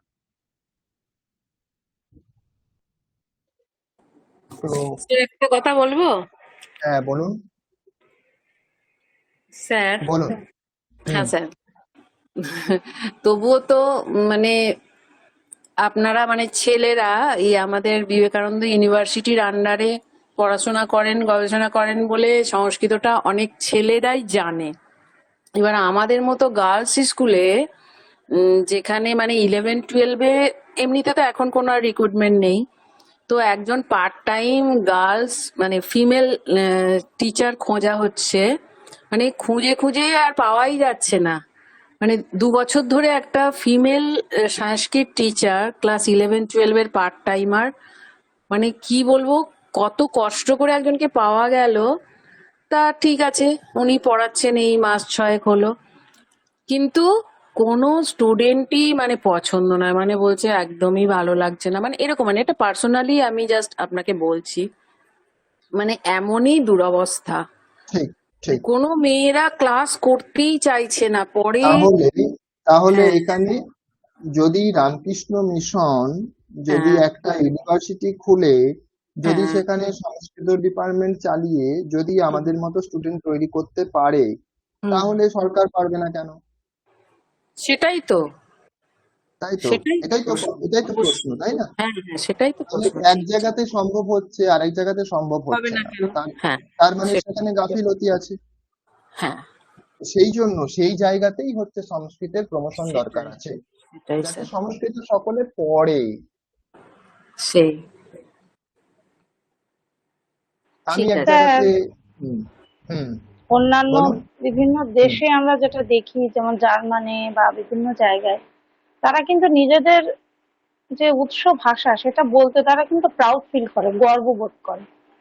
আর সেখানে আমাদের দেশের যে কারণেই হোক, বিভিন্ন আমাদের স্বাধীনতার পূর্ববর্তী সময় যখন আমরা পরাধীন ছিলাম বা সেসব বিভিন্ন রকমের যা শুনি বা যতটুকু পড়েছি, তার ফলে যে একটা আমাদের কোথাও গিয়ে যেন মানে মেন্টালিটি তৈরি হয়ে গেছে, মেন্টালিটিটা পলিটিক্যালি এবং মানুষের যেন জিনের মধ্যেও কিছু একটা ঢুকে গেছে। মানে আমি একটা এমনি সার্কাস্টিক্যালি বলছি যে নিজেদের ভাষার নিজেদের উৎসটাকে জানতে গেলে এমন এমন কিছু ইস্যু, মানে গভর্নমেন্ট যেটাকে চালু করতে কেন পারছে না বা করার ইচ্ছা নেই কেন, সেটা আমরা অনেক সময় বুঝতে পারি কিছু কিছু ক্ষেত্রে। মানে একটা ভাষা শেখার তার সাথে কিন্তু অন্য আর কিছু সম্পর্ক থাকে না। ভাষার একটা নিজস্ব গতি, নদী স্রোতের মতো সে বয়ে যাচ্ছে, তার সাথে অনেক কিছু আসছে যাচ্ছে।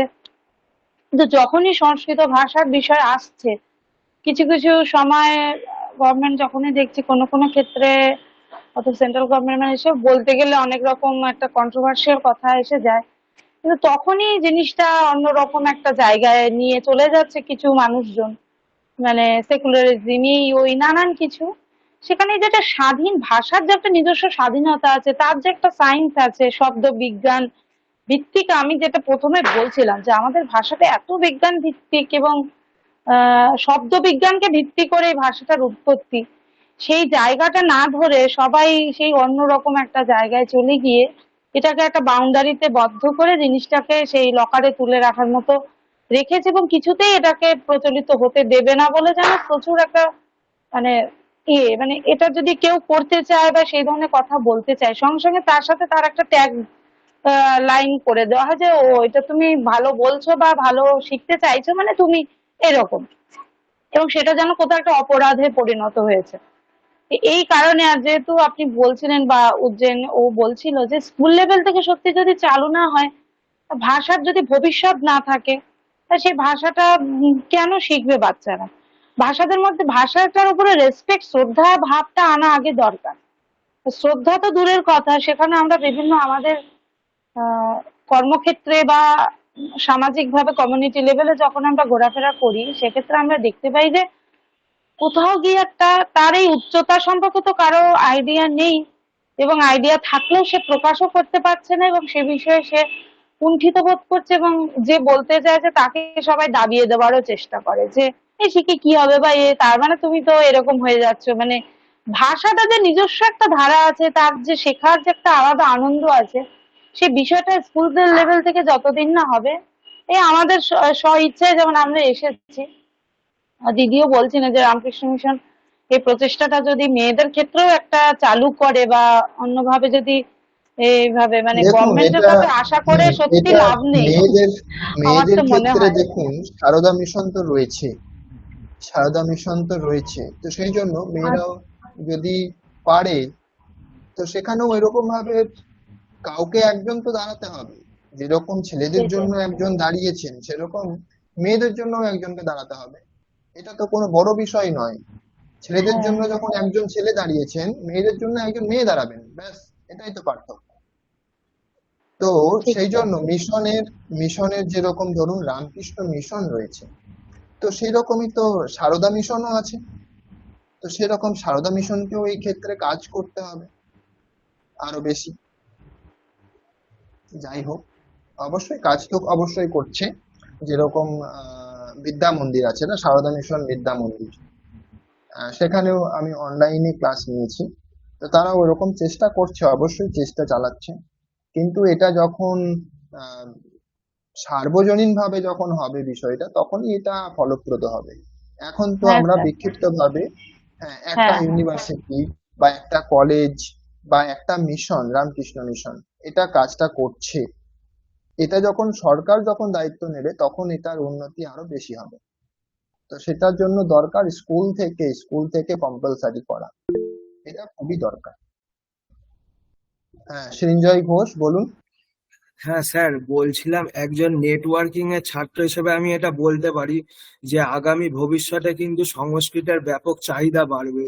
কারণ আমি যেগুলো বলছিলাম, আর তাছাড়া মানুষের মধ্যে যে জাগরণ হচ্ছে, যে এটা আমাদের নিজেদের ভাষা, আমাদের শিখতে হবে, আমাদের যে ঐতিহ্য, এটা খুবই একটা পজিটিভ দিক। এবং আমার এটা বিশ্বাস আছে যে ভবিষ্যতে আরো এরকম সংস্কৃত নিয়ে মানুষ অনেক পড়বে, জানবে, এবং প্রত্যেকে স্কুল থেকেই হয়তো হয়তো এক্ষুনি হবে না, কিন্তু আগামী ভবিষ্যতে হয়তো 10-20 বছরের মধ্যে, এবং যত এটা দরকার বাড়বে, মানুষ সংস্কৃত পড়তে শুরু করবে এবং এটা নিয়ে অনেকে অনেক উচ্চশিক্ষাও কন্টিনিউ করবে। আমার এটা বিশ্বাস। ঠিক ঠিক এইরকমই মনে হয়, কিন্তু যতক্ষণ না স্কুল লেভেলে আসছে ততদিন পর্যন্ত কিন্তু কোনো মানে উন্নতি, হ্যাঁ বিশেষভাবে হ্যাঁ কিন্তু সেটাই, উন্নতি আমরা দেখতে পাবো না। একদম। কারণ আমরা জানি আমরা কিন্তু এসেছি সেই স্কুল থেকেই এসেছি, স্কুল লেভেল থেকেই আমরা এসেছি। আজকে যদি আমরা আপনাদের মতো বয়সে, দেখুন অনেকে রয়েছেন 50-40 বছরের রয়েছেন, আপনারা স্টুডেন্টও আছেন অনেকে। কিন্তু দেখুন, স্কুল লেভেলে যদি আমরা সংস্কৃত পেয়ে যেতাম, তাহলে আমাদের কিন্তু ইচ্ছাটা আগে থেকেই পূরণ করতে পারতাম আমরা। অবশ্যই। কিন্তু আমরা আজকে 40 বছর 50 বছর বয়সে এসে আমরা আজকে সংস্কৃতকে জানতে চেষ্টা করছি। তাহলে আমরা 40 বছর আগে যদি আমরা শিখতে পারতাম, যদি আমাদের মধ্যে যদি কেউ ইন্টারেস্ট দিতে পারতো সেরকম, আমরা যাতে পছন্দ করি এরকম কেউ যদি পড়াতে পারতো এরকম ভাবে আমাদেরকে, এরকম একটা তো খামতি তো রয়েই গেল আপনাদের, তাই না? তো সেই হ্যাঁ রকম স্যার। স্কুল লেভেলে যদি কম্পালসারি হয়, তখন এর উন্নতি অবশ্যই অনেক স্যার। বেশি হবে। ঠিক আছে, আমরা আজকে স্বরবর্ণ শুরু করব ভাবছিলাম। তো অনেকটা সময় চলে গেল, আপনাদের সাথে খুব গল্প আড্ডা হলো। বিষয় আমাদের পড়াশোনার বিষয়ই হলো। আপনাদের সাথে কথা বলে খুব ভালো লাগলো। আপনাদেরকে নতুন ক্লাসের জন্য স্বাগত জানাই, শুভেচ্ছা। আপনারা সকলে ভালোভাবে শিখুন আর কন্টিনিউ করবেন, অবশ্যই কন্টিনিউ করবেন। একটা ভাষা শিখতে এসছেন, একটু ধৈর্য রাখবেন, না হলে কিন্তু ভাষা শিখতে পারবেন না। একটু ধৈর্য তো রাখতেই হবে। ওকে স্যার, থ্যাংক প্রথম ইউ স্যার, থ্যাংক ইউ। প্রথমত এই কোর্সটা তো কমপ্লিট করুন, যেটাতে ভর্তি হয়েছেন। একদিন ক্লাস করলেন, একদিন করলেন না, একদিন ইউটিউব দেখে নিলেন, এরকম করে কিন্তু হবে না। রেগুলার ক্লাস করবেন, চেষ্টা করবেন সেটাকে আবার নিজে যেন প্র্যাকটিস করতে পারেন। 8 ঘন্টা বসে, 2 ঘন্টার ক্লাস, 8 ঘন্টা যেন আপনি রিভাইজ করতে পারেন, সেজন্য একটু সময় বের করতে হবে আপনাকে। এই বিষয়গুলি কিন্তু মাথায় রাখতে হবে অবশ্যই। রামপ্রসাদ বিশ্বাস কিছু বলবেন?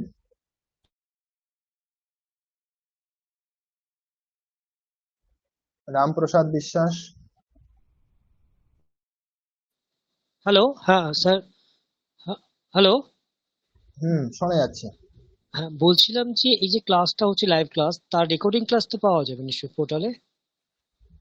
হ্যাঁ, ওটা 1 দিন বা 2 দিনের মধ্যে পেয়ে যাবেন। ক্লাস যেদিন হবে তার 1-2 দিনের মধ্যে পেয়ে যাবেন। সেটার কি আলাদা কোনো আপনার ওই ইনস্টিটিউট থেকে পাঠাবে কিছু লিঙ্ক, যেখানে পোর্টালে আমি পাবো, তাই তো? হ্যাঁ, ধরুন ইউটিউব আমি, লিংক দেওয়া হবে, আমি গ্রুপে দিয়ে দেবো। আচ্ছা ইউটিউব লিঙ্ক দেবেন? হ্যাঁ, হ্যাঁ, গ্রুপে দিয়ে দেওয়া হবে। হ্যাঁ, ক্লাস কোনো একটা ধরুন রেকর্ড। আমি, হ্যাঁ হ্যাঁ, ধরুন বুঝতে ক্লাস পারলাম না, রেকর্ড। আমি দুবার শুনলাম, ঠিক তাহলে ঠিক ব্যাপারটা আমার ঠিক। কাছে ক্লিয়ার হয়ে গেল। একদম রেকর্ডিং ক্লাস একদম। যেটা বলা হয়ে থাকে হুম হুম। অনলাইনে ক্ষেত্রে। আচ্ছা, আমরা ইউটিউবে পাবো। ঠিক আছে। ঠিক আছে, আমরা তাহলে স্যার, স্বরবর্ণ আজকে শুরু করব অথবা পরের দিন শুরু করব, বলুন। বলছি স্যার, আপনি যদি একটু অল্প করে করে কিছু হোম টাস্ক দেন তাহলে মনে হয় একটু ভালো হয়। তাহলে আমাদের একটা তাগিদ থাকবে যে এই টাস্কটা আমাকে কমপ্লিট করতে হবে। ঠিক, অবশ্যই দেব। আপনাদের মধ্যে অনেকে স্টুডেন্ট আছেন, অনেকে বিভিন্ন কাজের সঙ্গে যুক্ত আছেন। তো আপনাদের বিভিন্ন সময়ের পার্থক্য থাকবে, কিন্তু একটা কোর্স যখন করতে এসেছেন অবশ্যই কিছু টাস্ক তো দেওয়া হবে। তবে আপনারা এখন শুরু করুন। আহ, আপাতত কোনো কাজ থাকছে না। তো আমরা ক্লাস শুরু হলে ঠিকঠাক ভাবে তখন আমরা মাঝে মাঝে আপনাদের কাজ দেব। আপনারা যদি ক্লাস রেগুলার ঠিকভাবে করেন তাহলে আলাদা করে আপনাদের পড়াশোনা করতে হবে বলে আমার মনে হয় না, ক্লাস যদি ঠিকভাবে করেন। কারণ প্রতিটা ক্লাসের আমরা আবার অভ্যাস করিয়ে দেব। অনেক অনেক বিষয় হয়তো দেখা গেল আমি যেটা পড়ালাম ওটাই হয়তো আবার অন্য কোনো স্যার আরো ডিটেলসে কিছু পড়ালেন ওই বিষয়েই, এরকমও হতে পারে। তো একেবারে আমাদের এই হুম তিনটে সোম বুধ হুম শুক্র এই যে ক্লাসটা, এটা তো হুম আপনিই স্যার নেবেন গোটাটা পুরোটা? 3 দিনে আপনিই নেবেন, নেবেন না? না, আমরা তিনজন আছি। ও আচ্ছা। আমরা তিনজন আছি, তিনজন 3 দিন নেব। ও আচ্ছা, তার হুম মানে আপনি স্যার এই আজকের বুধবারটা নেবেন? আহ, না, আজকে আমার ক্লাস নেওয়ার কথা ছিল না। তো ও আচ্ছা। বাকি যে স্যাররা রয়েছেন তারা আজকে ব্যস্ত, সেই জন্য আমি আজকে ক্লাসটা নিলাম। ও আচ্ছা, মানে আহ এরকম কোনো শিডিউল নেই যে মানে কে নেবেন কি? মানে শিডিউল, তিনজনের মধ্যে কেউ একজন আগের নেবেন? ব্যাচ যেটা ছিল সেখানে আমাদের শিডিউল ছিল যে আমি বুধবারেই নিতাম।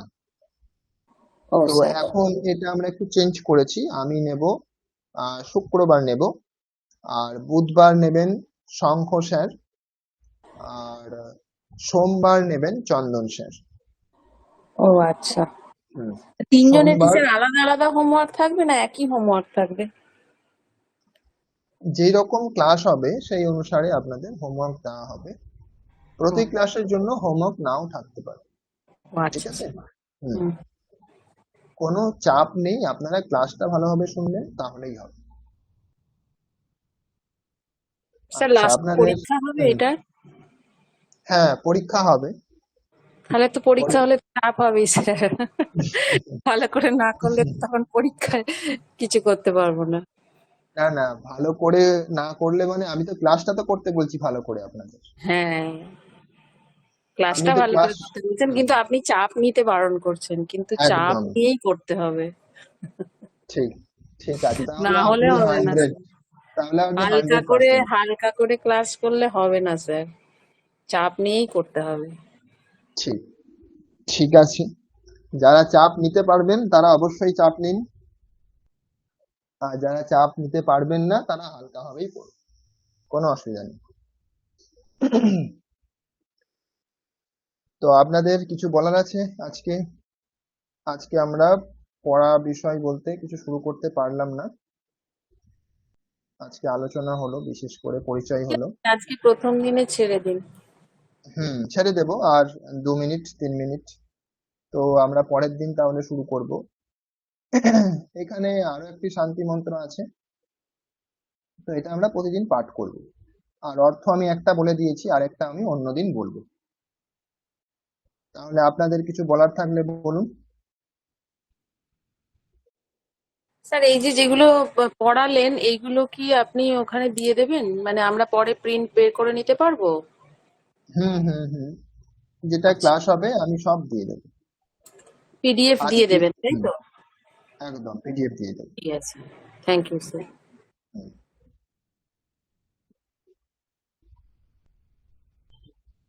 আর কারো কিছু জিজ্ঞাসা থাকলে বলুন।